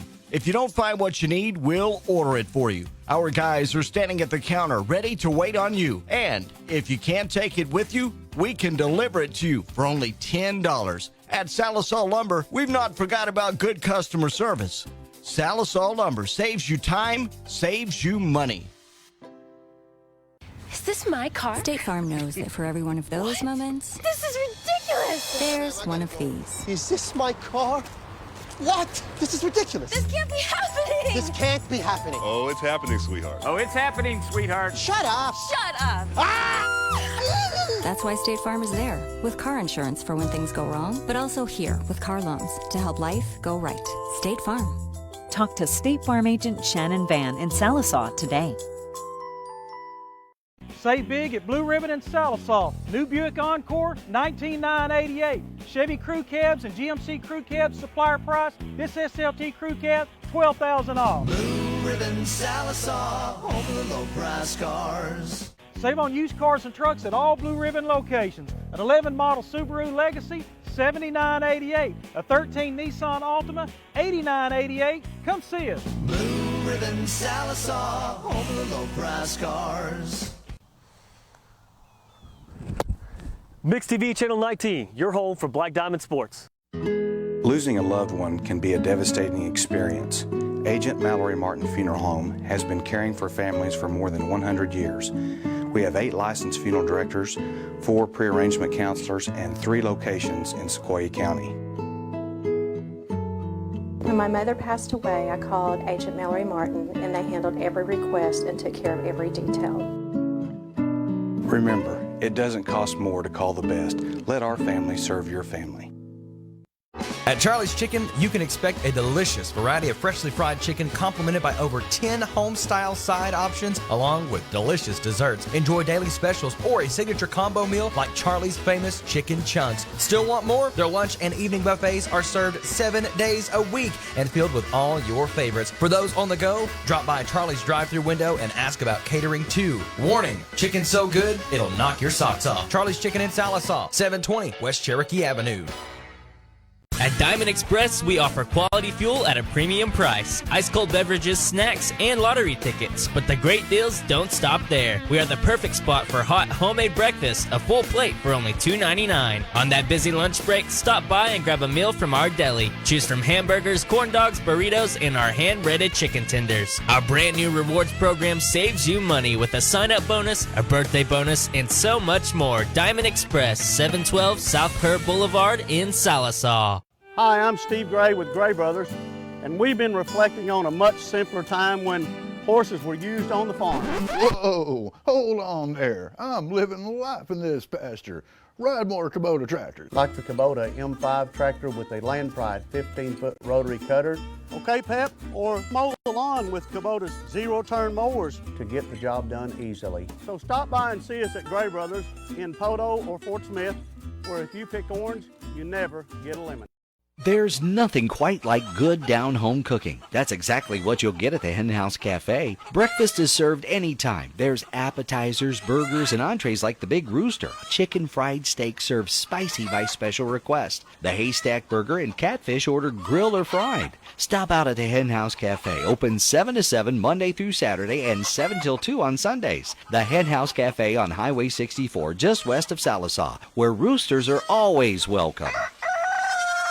Jody Lee's Furniture and Appliances, 115 North Oak in downtown Sallisaw. A great selection of appliances, home decor, and furniture. Check out our wide array of dining sets, beds, living room furniture, and more. Updating that kitchen? Look no further than Jody Lee's for your shiny new appliances. Jody Lee's Furniture and Appliances. Come by and see us or give us a call at 918-775-2725. Jody Lee's, we offer the highest level of service after the sale. On delay to Maria's Mexican Restaurant, Sallisaw's place for authentic Mexican favorites, including burritos, chili rellenos, flautas, sopapillas, and more. The only thing people love more than Maria's white queso dip is the fast, friendly service.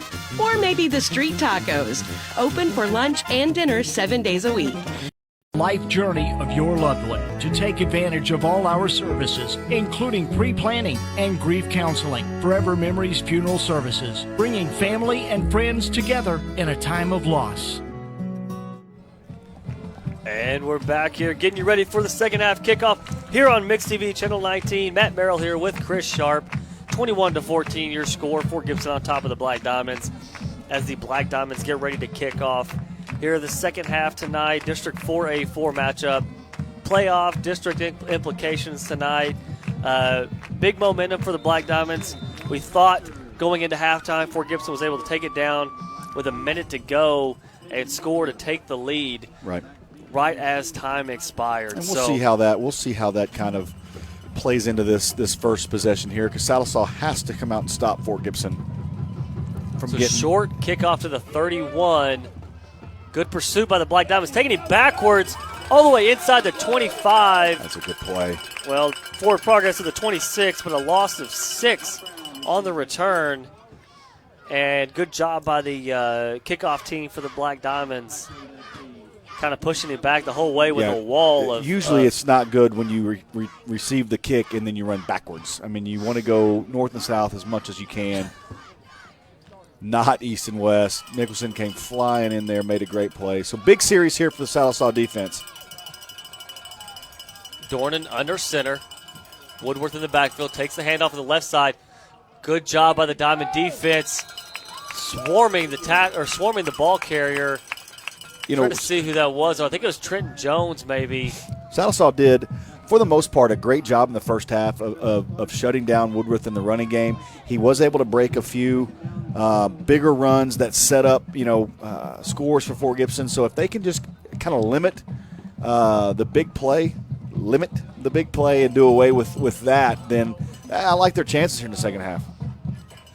So 2-yard loss, second down and 12. I think it was Trevor Sparks in there as well.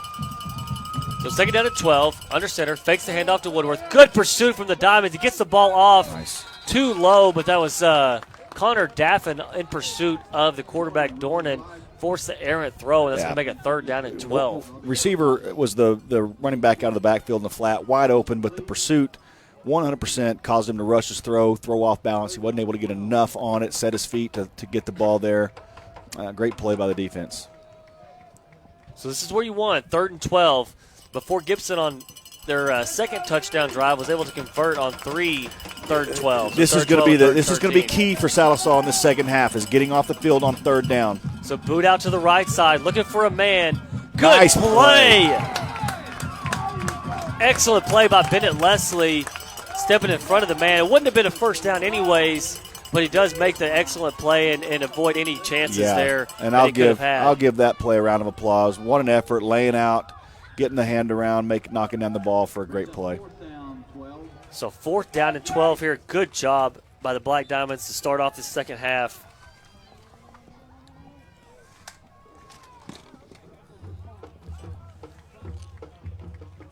It's going to be, looks like Nicholson and Richards back.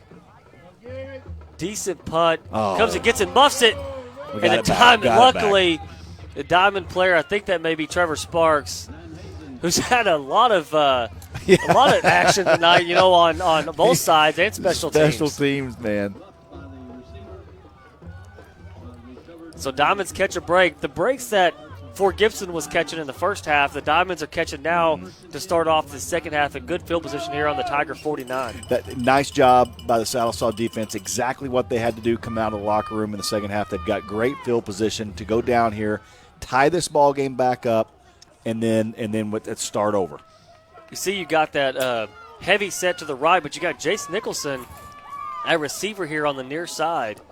So we'll see what they decide to do here. It's going to be reversed to Nicholson. He's going to throw it. He's got McTire, makes the catch, and a first down.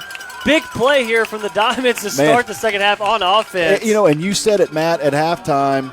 Sallisaw's got some wrinkles. They've got, some trickery up their sleeve, and I think probably they wanted more out of that, to run that play. But, hey, we'll take it. Absolutely. Yeah. It's a first down. Keep going. 37-yard line now. 12-yard pickup there on first down. I was wondering, that's why I kind of spotted Nicholson there at receiver, because we don't see him out there split out. So option play here for McTire. Cuts it back across the field. Gets about 3. That's all right. That's a good decision by McTire to keep the ball.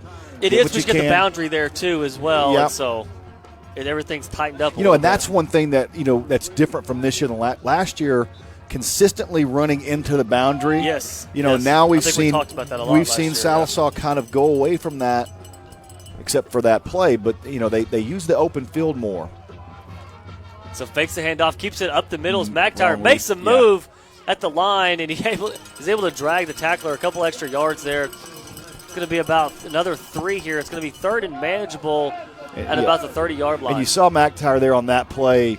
He made the wrong cut and then realized it and then tried to correct it. And by that time, they had already closed that hole. Right when he took off. They had already closed the hole and he was able to stop him.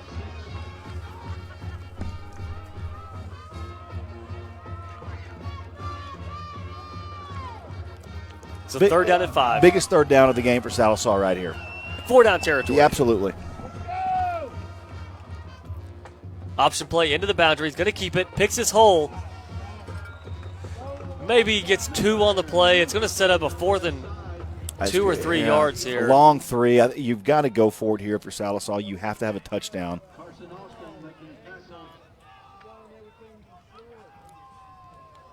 So ball spotted at the 30.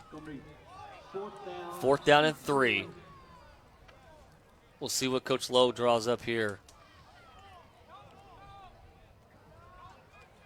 I don't know that I wouldn't just run the option to the far side, to the wide side of the field. Look for Sallisaw to hard count here. Try to draw them off sides to get a free first down, free 5 yards. There's your. They're going to. He's got wide open. Connor Daffin catches the ball, first down and more. Hold on to the football. To the 15, down to the 10-yard line. Great play call. Excellent play call. You were exactly right. And I wouldn't be surprised. I saw Coach Lowe and McTire talking on the sideline. I wouldn't be a bit surprised if maybe they weren't just kind of tossing things back and forth, because it took a while for him to get the play in. But what a play call it was. Big 4th down conversion. You know, this has been a season of some of the most creative play calling, you know, that I've seen, and it's different each game. It We're is. seeing different things, It's so it's crazy. fun to watch. Oh. Low snap here, good job by McIntyre. Picks it up, Shortstop. takes it across the 5, Oh, he inside the 2. fumbled. It looks like the ball's on the ground again. Who's going to come out of the pile? Golly. And it's third turnover of the night for the Diamonds, and it comes at such a crucial time. When every time you get momentum back, you just give it right back to the Tigers. And that's, you know, that is going to be something that this team is going to have to correct if they want to win, you know, football games going forward, because they put themselves in the position to score. And now it's just that it's the turnovers. It's not the ability to run the plays and execute and score. It's protecting the football now. So ball inside the 5 here for the Tigers. Hand off to Woodward's tackled at the line of scrimmage, maybe a yard on the play. But it was good pursuit there. I know it looked like Colton Johnson got in there, almost had broke up the play at the handoff. You know, at the exchange there with the running back. Couldn't get there quite, just a hair late. And Woodward's able to get about a yard. So 2nd down and 9.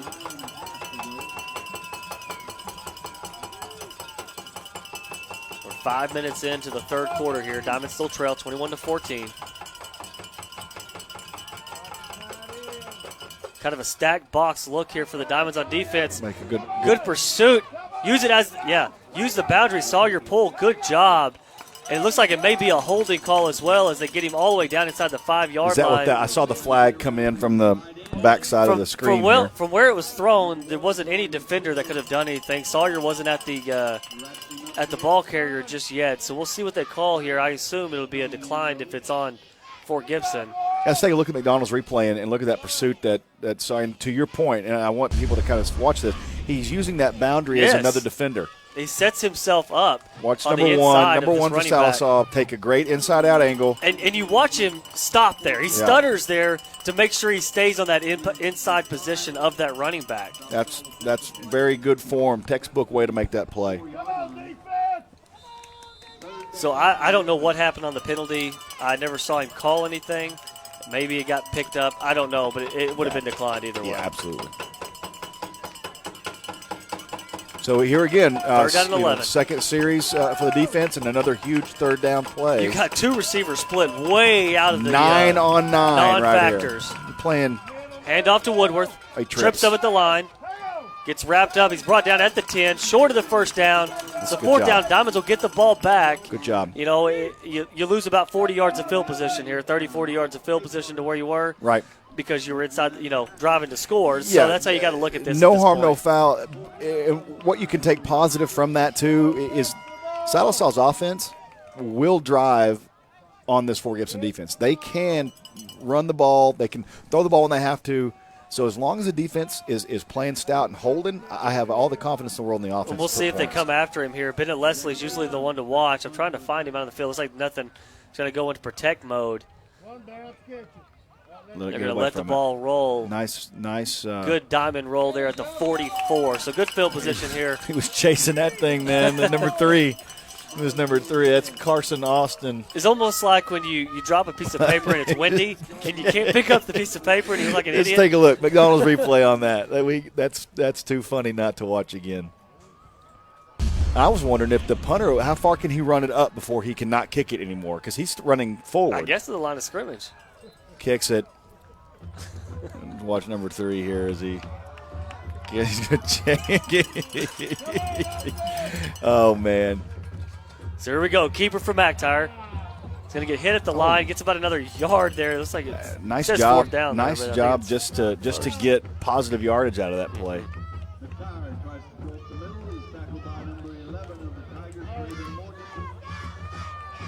So 2nd down and 9 here for the Diamonds.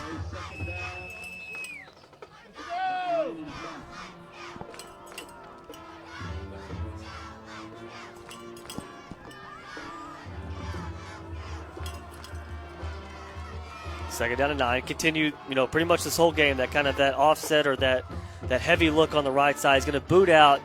Look downfield. Has Nicholson wide open. He throws it way over his head into the arms of the defender, and it's intercepted. So 4th turnover of the night for the Diamonds to 0 for the Tigers. And I think he was looking for Nicholson there. It just sailed on him. And not a good decision. He had Connor Daffin immediately into the flat. And that's one thing that he just has to get, practice and get better at, is finding those receivers quickly off once you get the ball. Yeah, get your shoulders and get ready to deliver the football early. So first down here for the Tigers off the turnover. Second turnover of the third quarter for the Diamonds. Dornan throws the ball well out of the range of the outstretched receiver. That's Robbie Allen, who's been his favorite target tonight of quarterback Dornan. You're asking your defense to do a lot here early in the second half. Put a lot of pressure on this defense, and so, we'll see, if they can hold up to the test. So far, they're 2 for 2, and we'll see kind of on this possession. But if you're the Sallisaw offense, you have to be able to let them kind of take a breather. Handoff to, looks like Woodworth. He's going to get close to a first down. He's drugged down about the 30. Because Woodworth has that, you just watch him run. He has that feel of he could bust a tackle and break one here. So they're going to move the chains. You keep giving him those chances. So move the chains. First down and 10 for the Tigers. Over halfway through this third quarter. No score yet in the third. Couple good drives, a good stance from the Diamond defense. 2 turnovers for the Diamonds on offense. Handoff again to Woodworth. He's drugged down at about the 34. He's going to pick up about 4 yards on the play. So second down and 6. Maybe it's Woodworth. Needs about 4 to the 34-yard line. Number 21, Connor Daffin, in the last tackle.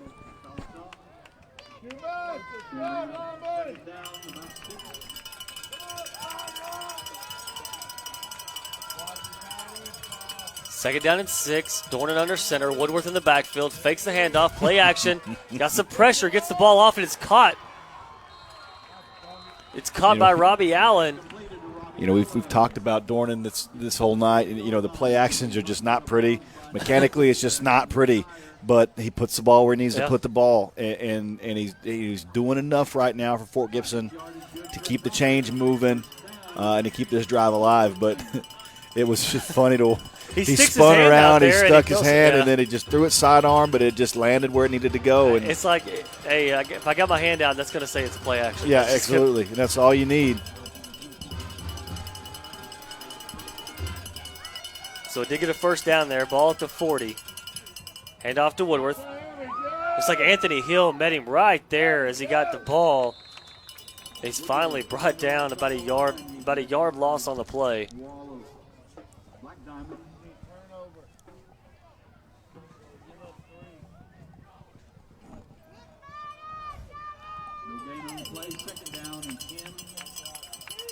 So second down and 10.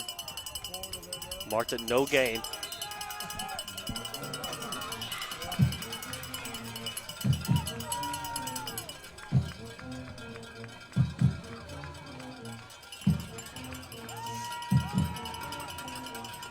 Look for one of those play action. Nope, he's straight hand handoff. To Woodworth. He'll get a few yards there. He breaks away. But he's not going to get far. He's brought down over on the far side. Looks like Connor Daffin. Or no, excuse me, Bennett Leslie.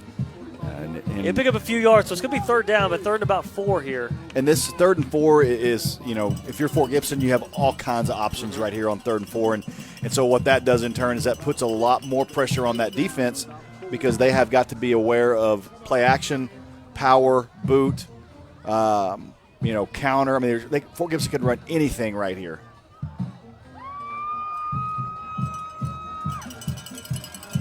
Dave Martin sitting at home watching going, yep, you're right. They can run anything right here. Hard count. Good job staying on. Play action.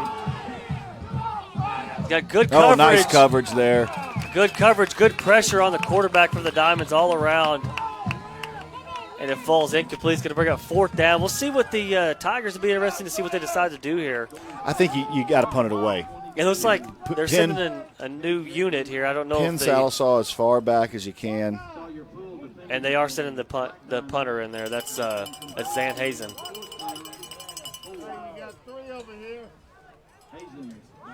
Does that make a good point? Down there we can hear is they do have 3 guys split out here on the near side. It's a different punt formation than we've seen. But it's because he takes it to that side, and they have that option now. They're giving him the option, hey, you can fake it here. And it looks like Nicholson there catches the ball. He's got some yardage. Good discipline by Colton Johnson not to push in the back. And now we're going to get a late hit out of bounds. Yeah. And as you can hear, we're going to add 15 to the end of the run. It's going to put the Diamonds in Tiger territory for the 3rd time. Third straight third quarter. Third straight series starting in their side of the Black Diamonds, the Tiger side of the field. First series they didn't. No. It was close, wasn't it? No, remember they ran the reverse pass. Yeah. That's pretty close then. That's probably on the 35, 40. Keep pushing it up a little bit. 50, I think it's at the 30, but it's 60, the 70.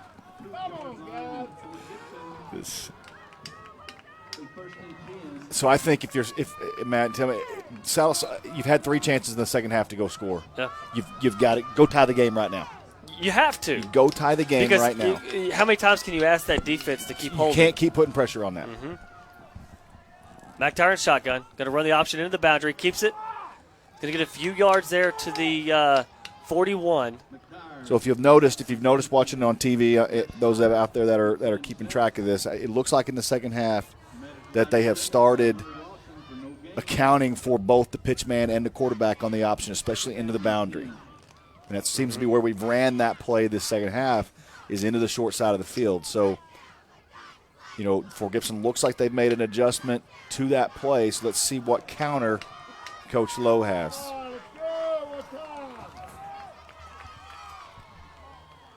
It's going to be another keeper here from McTire. Gets inside the 30 or the 40 down to the 38. About 3 yards. Again by Hunter Lawson. 3rd down, about 7. We've seen a lot of quarterback run. Maybe now on this 3rd and 7, maybe you give the ball to Asbel. He knows this as well as we do. They got to score. You give the ball to Asbel. You let him use his vision. Or some kind of a play action. I think Fort Gibson has adjusted well to the quarterback run game. Mm-hmm. Now make them defend something else here. They're loading the box right here, as you can see. So there's the option to the wide side. He's going to keep it. He pitches the ball, and it's another turnover.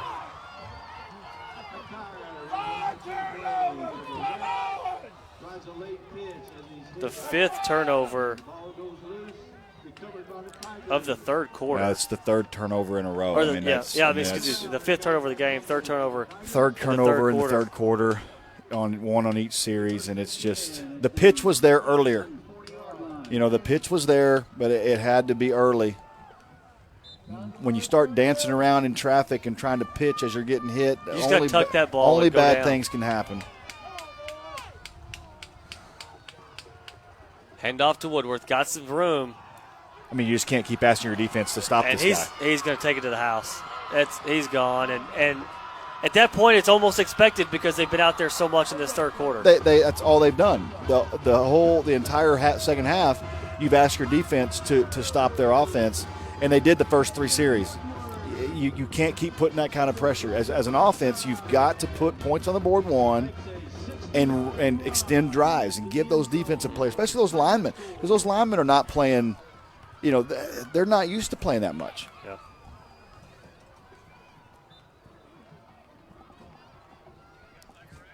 I mean, you just put yourself in a position to be able to tie a football game and have a chance to win. And Just can't get it done. So Hazen misses the extra point, which could come back to come haunt back. them. Yeah, absolutely.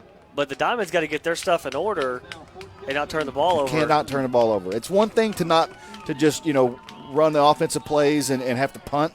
Turning the ball over is at this point in the season is unacceptable.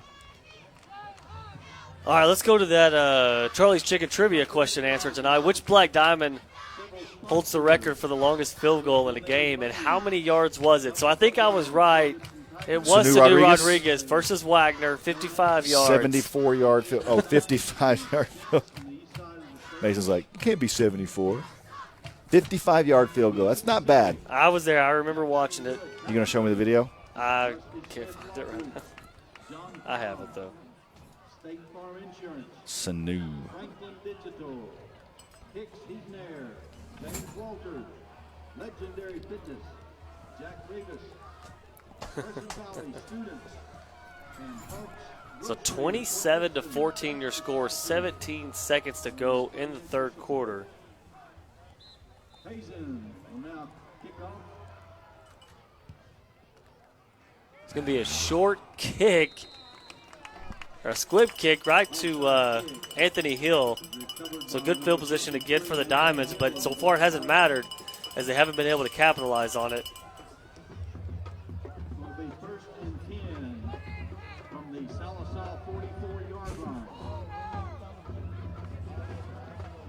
Got a lot of bleacher coaches. Well, up here. and I heard a lot of put in Hunter. I mean, Hunter Williams is suited out tonight. For those of you who probably haven't seen down the sideline, but Coach Lowe said he's been released. But you got to think he just came off of a very severe leg injury. Yes. It's going to take a while for him to get back into shape to be able to play a football game.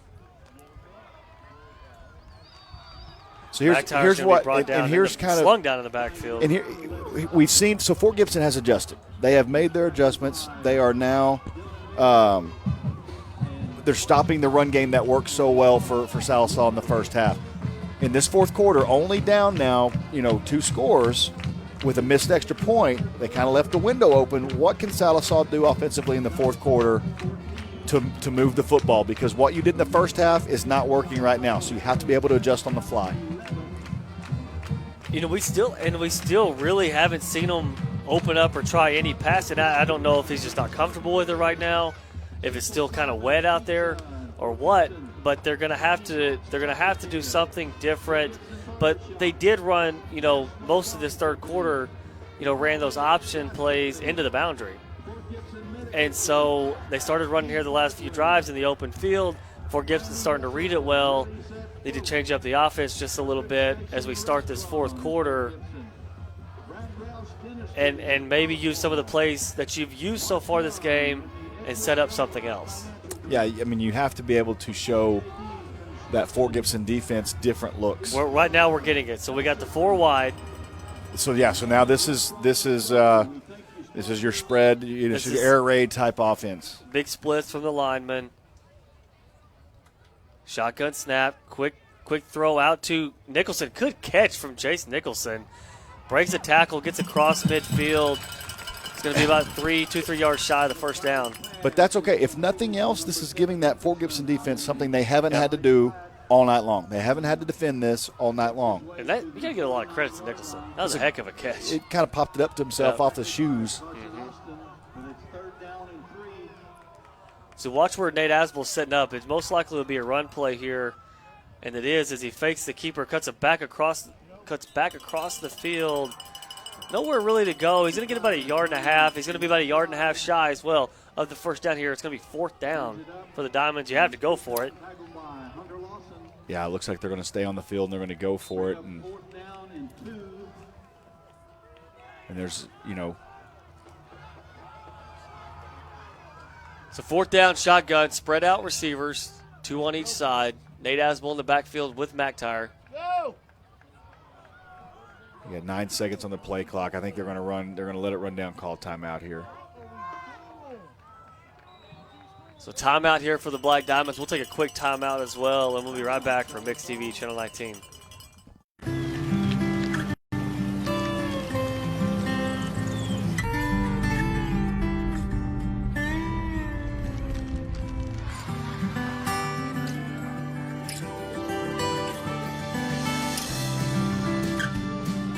Here's to making your morning routine a little bit better. Get the savory sausage McMuffin or the sausage biscuit for only $1 on the McDonald's $1, $2, $3 menu. And we're back here as Diamonds get ready for this 4th down play. 4th down and 2 here with 10:47. I don't to know go if in you the just ball don't game. come in with that initial, that I think that I just hand off to offset Asbel look. off- Give it yes, to off tackle. Asbel, power football, and let your offensive line and your 2 fullbacks just barrel their way The in for Diamonds 2 have yards. won that line of scrimmage They've- battle all night. All night long. Yep. And that's exactly what They are overloading that left side just here. give him the football. Here they go. Just like we drew it up. 1st down, Diamonds. They've gone away from that. You would think we were in the coach's box. Yes, we But are. we're not. We kind of. We're below the coach's box. That's what they need. They've gone away from that. And Fort Gibson's been able to figure out how to defend the quarterback run game. That's going to be there. And I think that, you got to get Nate Asbel back involved in this football game in the 4th quarter. We've got some wet stats dropped down Just to us through from the above. hole. We haven't talked about it, but Bobby, our stat guy, and the coaching staff for Sallisaw are upstairs in the elements. Good run here by McTire. Oh, nice block there. Somebody flipped a guy. I think it was Bailey. So 1st down run there for McTire, about 15, 16 yards on the play. And there's not, and this is the sign. I mean, this is the tell of the second half here, Matt. Is this 3rd quarter stat sheet looks almost identical to the halftime stat sheet, but with 3 more turnovers added to it. Mm-hmm. So I mean, that's never a good recipe for success. There really wasn't any sustaining drives for the Diamonds. They had a quick turnover on the second 2, the number 2 and 3 drives, and the first one kind of a trick play that got them most of the yardage that they needed. So a good drive, though, look so far here for Sallisaw with kind of going back to what they ran. So here's the quarterback keeper to the left side. Good move by McTire. He slung down about the 20-yard line, but not before he picks up 7 on the play. It's going to be 2nd down and short. Yep. They need to get in the end zone fairly quickly here, knowing that Fort Gibson's going to come out and just run the football when they get the ball. And also knowing that, 2 scores and 2 extra points can win you this ball game. Yes. So shotgun formation. Heavy set to the right. Fakes the handoff to Asbel. Quarterback keeper. Really nowhere to go there. He gets about a yard on the play, so 3rd down and short. They're keying on that quarterback run game. If they would just loosen that up a little bit by giving the ball off to Asbel, letting him run the football, throwing a play action pass, you got to set. To me, you got to set that quarterback, especially after Fort Gibson's shown they can defend it. You got to set that up more.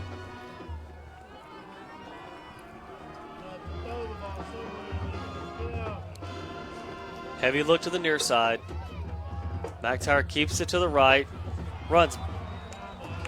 Asbel tried to set up the block, and he ran right into the block, the defender he was blocking. So now it's 4th down and 5. Going to make it 4th down and about 5. With the way the game's going, you have to get this. I mean, you really do. Yeah, no, this is the biggest play of the game for Sallisaw coming up here, 4th and 5. He's going to boot to his He's got right. him wide open. He's got Nicholson on the throwback, wide open, touchdown. Catches it, touchdown, Diamonds! What a throw by Jackson McTire. Put it in a bucket. I Drop mean, the that dime. was absolutely perfect. And totally redeem yourself. And totally, just when you couldn't get any, you go and do something like that.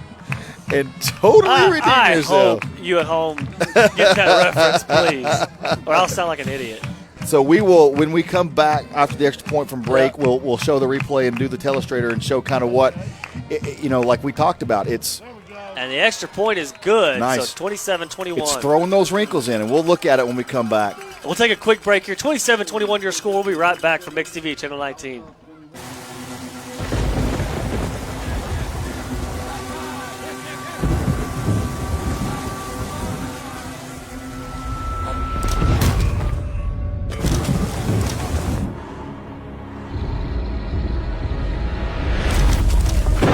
when severe weather knocks you down, Shelter Insurance is there to help pick you up. For a free insurance review, contact Shelter Insurance Agent Randall Baker. And we're back here with this McDonald's Yeah, replay so we'll of that look at touchdown. that, and that's, you're going to see the action coming here to the right. Nicholson's going to slip. They ran this play a while ago. Slip down on the flag, or on the backside, and that's out of bounds, but he stays inbounds. We'll keep it inbounds. And watch the throw here. Put it in a bucket. Setup. Put it in a bucket. Mr. McTire, thank you. And so little room to work with between the defender and the sideline as he was getting pressured by 3 interior linemen coming right at him. So he stayed in the pocket. I think I just figured out I can telestrate live. All right. Learn something new every day, Christian. We'll just do it now. We'll just do it as they're live playing. And the kick. Here it goes up. No, I won't do it. Short pooch kick. Going to be fair caught at the 31. Okay, big stop here. Opportunity for the defense. Yes. 8 minutes to go in the ballgame. Everybody's got all their – or I guess, no, Sallisaw has 2 timeouts left. Sallisaw used 1.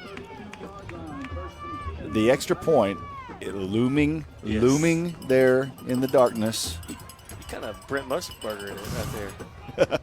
I'm practicing. Ask Whitney, I practice at home. So ball at the 31 here. Huge series for this Black Diamond defense here. Trailing by 6. Handoff to great job. That was to one of our Woodworth there off the right side. One of our keys to the game was containing the running game, and that's Woodworth is trying to bounce it out. He's trying to get outside, and Sallisaw's done a great job, with the exception of 1 in the second half, of containing him to the inside of the field. So.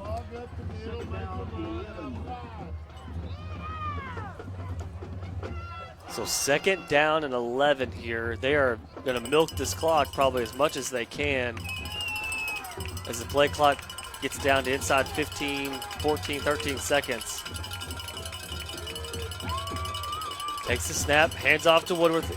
Again, gets some room to run.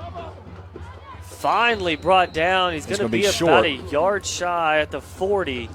So 3rd down and 1.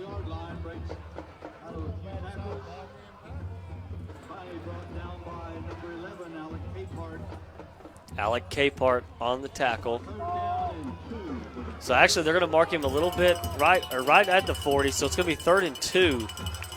So a lot of, like we talked about earlier, a lot of negative plays that the Diamond defense have forced tonight. So, and Matt, you talked about it. You're only playing with 3 down linemen here. So these linebackers have to get up here and step. It's not live.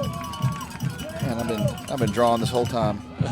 Oh, what a that was a good cut. Great cut. Great vision. Nothing you can do about that. Tip your hat. So Woodworth on the run. He's going to pick up about 5 on the play. Christian, I'm not being able to tell straight live, man.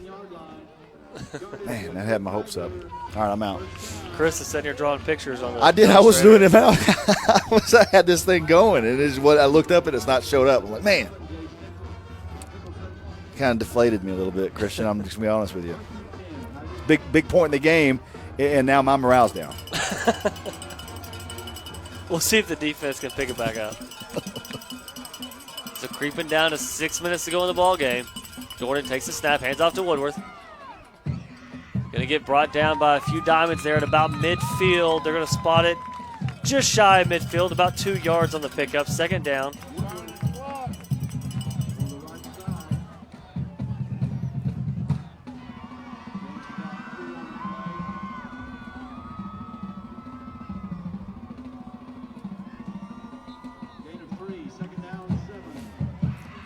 For Gibson in 0 hurry here.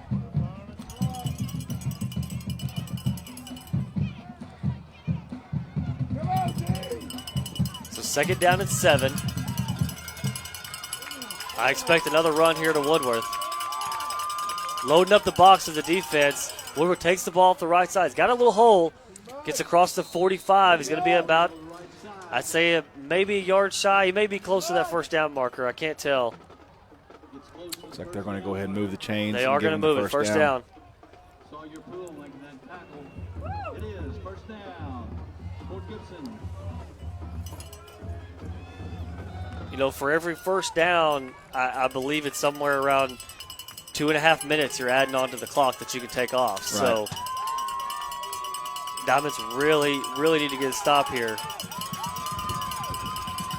What they need to do is get that first play where they stop him behind the line of scrimmage, force a second, then maybe a 3rd and long. Hand off to Woodworth. He's met at the 40. He's drugged down. Pick up a maybe 1.5 on the play. I think they're going to give him a yard or 2, but that's a good stop on first down. Second down on this drive, second down has been kind of the down where they've kind of gotten 8-9 yards, picked up a first down, made up a 3rd and short earlier.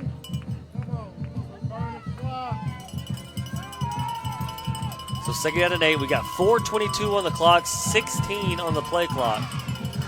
So really, I would say, Fort Gibson's been snapping it with about 10 seconds on the play clock each time.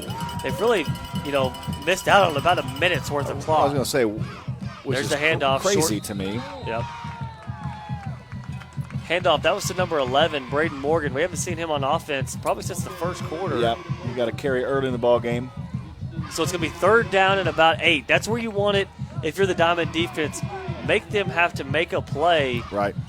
Because you got to think that Fort Gibson's still going to run the football. They're not going to throw it, put it in the air with the risk of stopping the clock and bringing up a 4th down. So they're going to run the ball here. So if you're Sallisaw, just load up and just gear yourself up, ready to stop Woodworth up the middle here.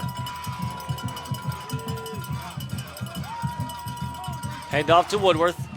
Makes a cutback. He's got a man chasing him. Good tackle. Wow. What a tackle by Alec Capehart. And that stopped him short. Will bring up a 4th down. Good hustle play. If we get a chance at some point, we got to see the replay of that because what hustle. Let's see if we get some time here. Yeah, because they're going to take a while to snap it. You see Capehart, come all the way across the field and just pursue. Dead sprint. Here he comes. Right there, just grabs him out of thin air. That's an excellent play. Good hustle play. Depending on how this 4th down play turns out, could have been the game. That's the game changer right there. Not letting him get a first down. So if they get a first down here, Salsaw's going to have to start thinking about timeouts. So 4th down and 2. Big play here. Good pursuit. Good job by the Diamond defense. I think they stopped him short. He's going to be short of the first down. That's well short. Good hustle. Excellent job. Let's check the replay on that. Yeah, biggest play defensively of the night so far is right here on 4th and short with 2 minutes and 44 seconds left. 2 minutes and 36 seconds Look off that left. left side. Connor Daffin. All the way across. That guy bent about backwards if you saw. There we go. 2.5 minutes. 2 timeouts. Plenty of time with the timeouts. And the Sallisaw's ability to stretch the field. Use the boundaries. Snap. McTire boots out, looking downfield. He's going to throw it away. Good decision there. And he had Richards open, but I don't know that his position could have got him the ball. Stops the clock at 2 minutes and 22 seconds.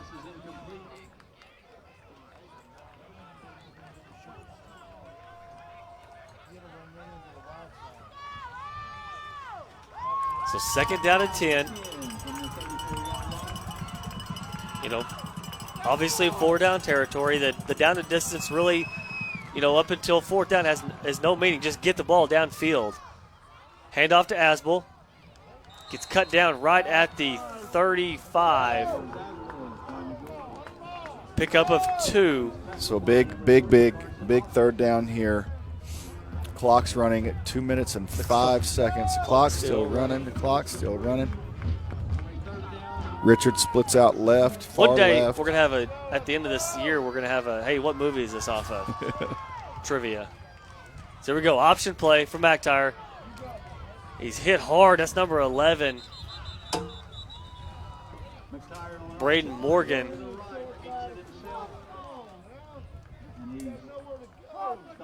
It's going to be 4th down and about 5. You got to think your ball game's right here.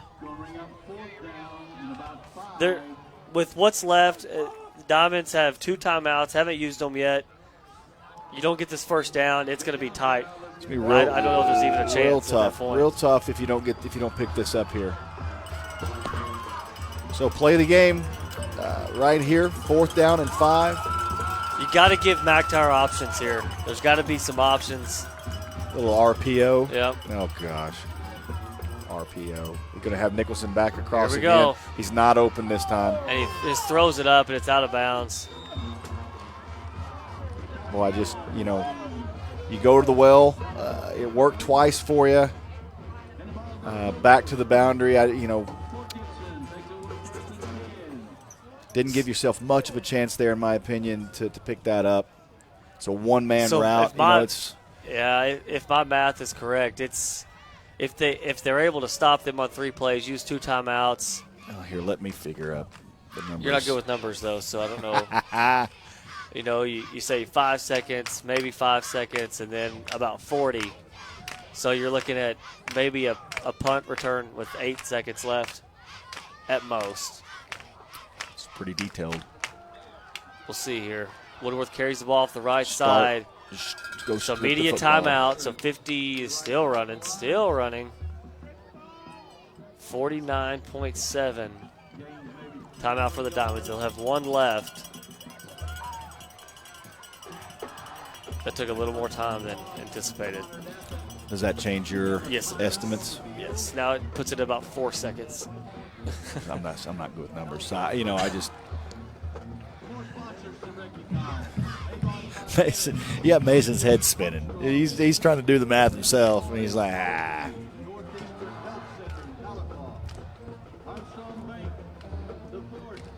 So, we'll talk about this in the post game if indeed this game does, turn out to be 27-21. People are going to question the play calling towards the end, right? But what it comes down to is those 5 turnovers. You look back at this second half, 3 possessions in a row, you had a chance to go and tie the ball game, and the offense turned the ball over all 3 possessions. And that, to me, is the difference in this game. So handoff here to Woodworth. It's brought down immediately. Standing up, he's just extra time. He's dragging those defenders down the field. He's still going. He may have a first down. He does have a first down. That's going to do it.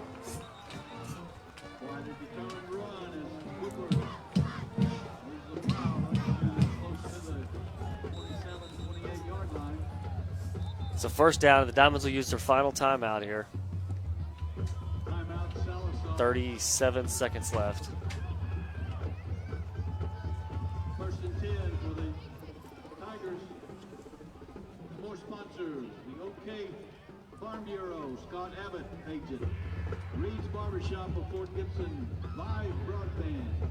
Direct traffic control in Muskogee. Fort Gibson. So, we can look at all the stats we want to, but it's going to come down to turnovers. At 100%. And we talked about winning the turnover battle, but you can't. It's really hard to win a game when you're -5.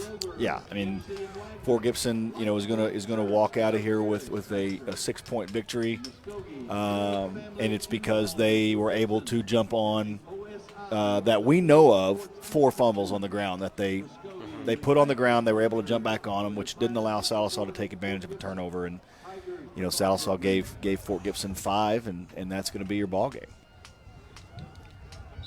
I walk away from here tonight 100% convinced that Sallisaw is a better football team. Absolutely. I agree 100%. Not because we are, calling the games for the Black Diamonds. You're just looking at watching them play, but it's you have to be good in all facets of the game, and tonight they weren't good in the turnover area, and that's what's cost them this ball game, and a chance at the playoffs. And looks like that's going to be the ball game as they let the clock run out. And that'll do it. So as the clock winds down inside 8 seconds, the Diamonds are going to lose tonight here at Fort Gibson at Tiger Stadium, 27-21. We'll take a quick break. We'll come back with your post-game wrap-up show. So we'll be right back here for Mix TV, Channel 19. Earn max interest on your money with Max Checking from National Bank of Sallisaw. Now paying the rate of the year, 2.018%. Plus, free debit card, e-statements, online bill pay, unlimited check writing, and more. Get the rate of the year, 2.018%, with Max Checking from National Bank of Sallisaw.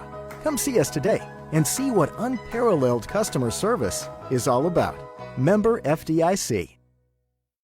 Peters Agency in Sallisaw provides case management, home health, provider care, and hospice services. Hospice provides end-of-life care to the terminally ill of all ages. Skilled nurses, certified aides, and other hospice team members make scheduled visits to the patient, whether they reside at home or in an assisted or independent living center or nursing home. Peters Agency is one of only 4 hospice agencies in the state of Oklahoma to be nationally accredited by the Accreditation Commission for Healthcare. Care with prayer changes things. At Sallisaw Lumber, we are more than just a lumber yard. We are your full-service lumber company, hardware store, and appliance and flooring center all in one. If you don't find what you need, we'll order it for you. Our guys are standing at the counter ready to wait on you. And if you can't take it with you, we can deliver it to you for only $10. At Sallisaw Lumber, we've not forgot about good customer service. Sallisaw Lumber saves you time, saves you money. Is this my car? State Farm knows that for every one of those moments, This is ridiculous! there's one of these. Is this my car? What? This is ridiculous. This can't be happening! This can't be happening. Oh, it's happening, sweetheart. Oh, it's happening, sweetheart. Shut up. Shut up! That's why State Farm is there, with car insurance for when things go wrong, but also here with car loans to help life go right. State Farm. Talk to State Farm agent Shannon Van in Sallisaw today.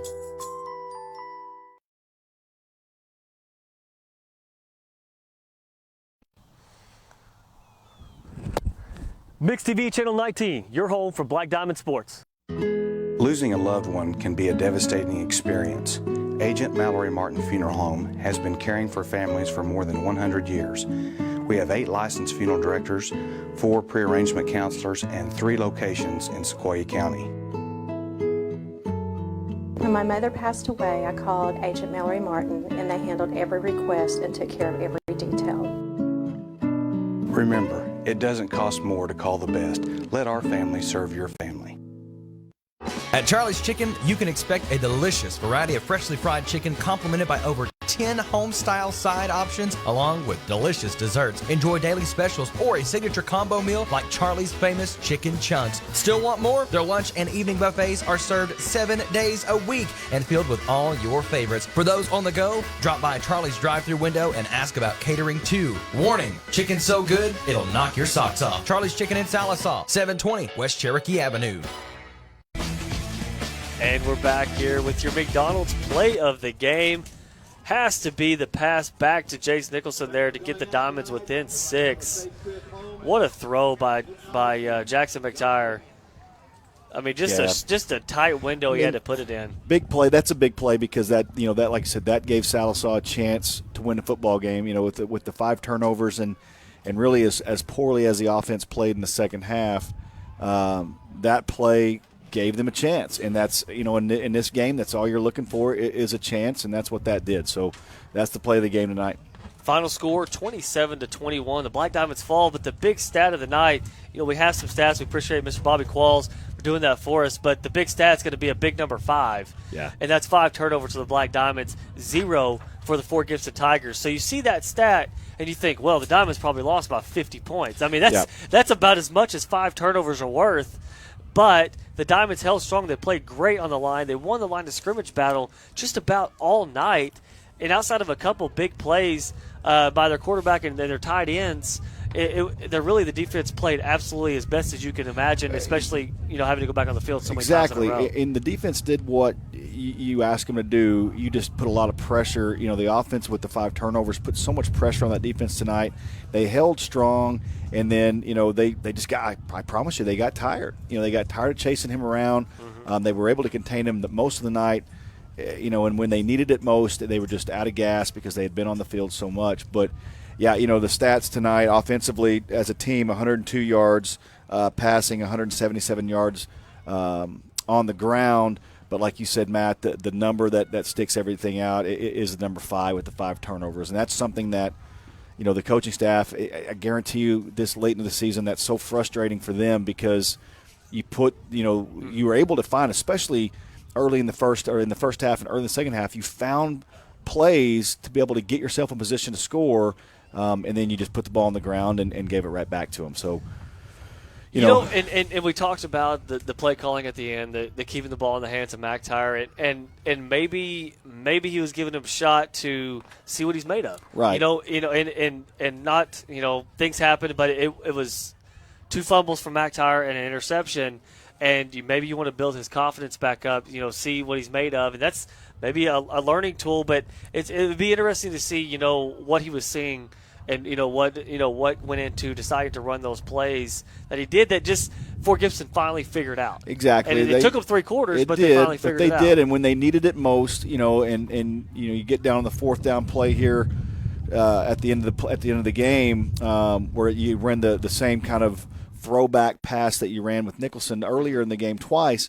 That's a 1 receiver route. That's tough on a quarterback. I mean, you're asking your quarterback to make a pinpoint perfect throw in that situation. Because he did on the one before, and that is tough to ask from your quarterback. He was 2 for 2 on that play so far, and he made an absolute perfect throw on that touchdown. You're exactly right. But I like what you said. With 5 turnovers, you would think that this would be a lopsided victory for Fort Gibson, 27-21, which tells me that Sallisaw, like we talked about right before the end of the game, to me the Sallisaw is the better team. They're the better team than that scoreboard shows tonight. And that's not the turnovers because, who we are. Yeah, it's the honest truth, and they got some more things to work on. And every week, we're going to get better and better and better. They've got another winnable game next week on I believe Thursday night. We play next week. I think it's a Thursday night game next week. Thursday night game, hosting. I think Muldrow on Thursday night. So don't forget, because it's fall break for Sallisaw School, so we playing on Thursday night. We got Muldrow. The Diamonds fall to 1-6 on the year, 1-3 in district play. Playoffs are probably out of reach at this point, so you've got a lot of young kids we keep talking about. You got those seniors out there. Play hard the rest of the year. Get all you can out of it. Play spoiler. Absolutely. And you've got the chance. Yeah, absolutely. And you'll have that chance, especially going to Broken Bow or playing against Broken Bow here in a couple of weeks at home at Perry F. Lattimore Stadium. So we will see you next week. We appreciate everybody tonight, all the crew, Bobby, Christian, Mason, all the boys up top with the cameras. We appreciate everybody tonight. We thank you, and we will see you next week. For Matt and Chris, this is Mix TV, Channel 19.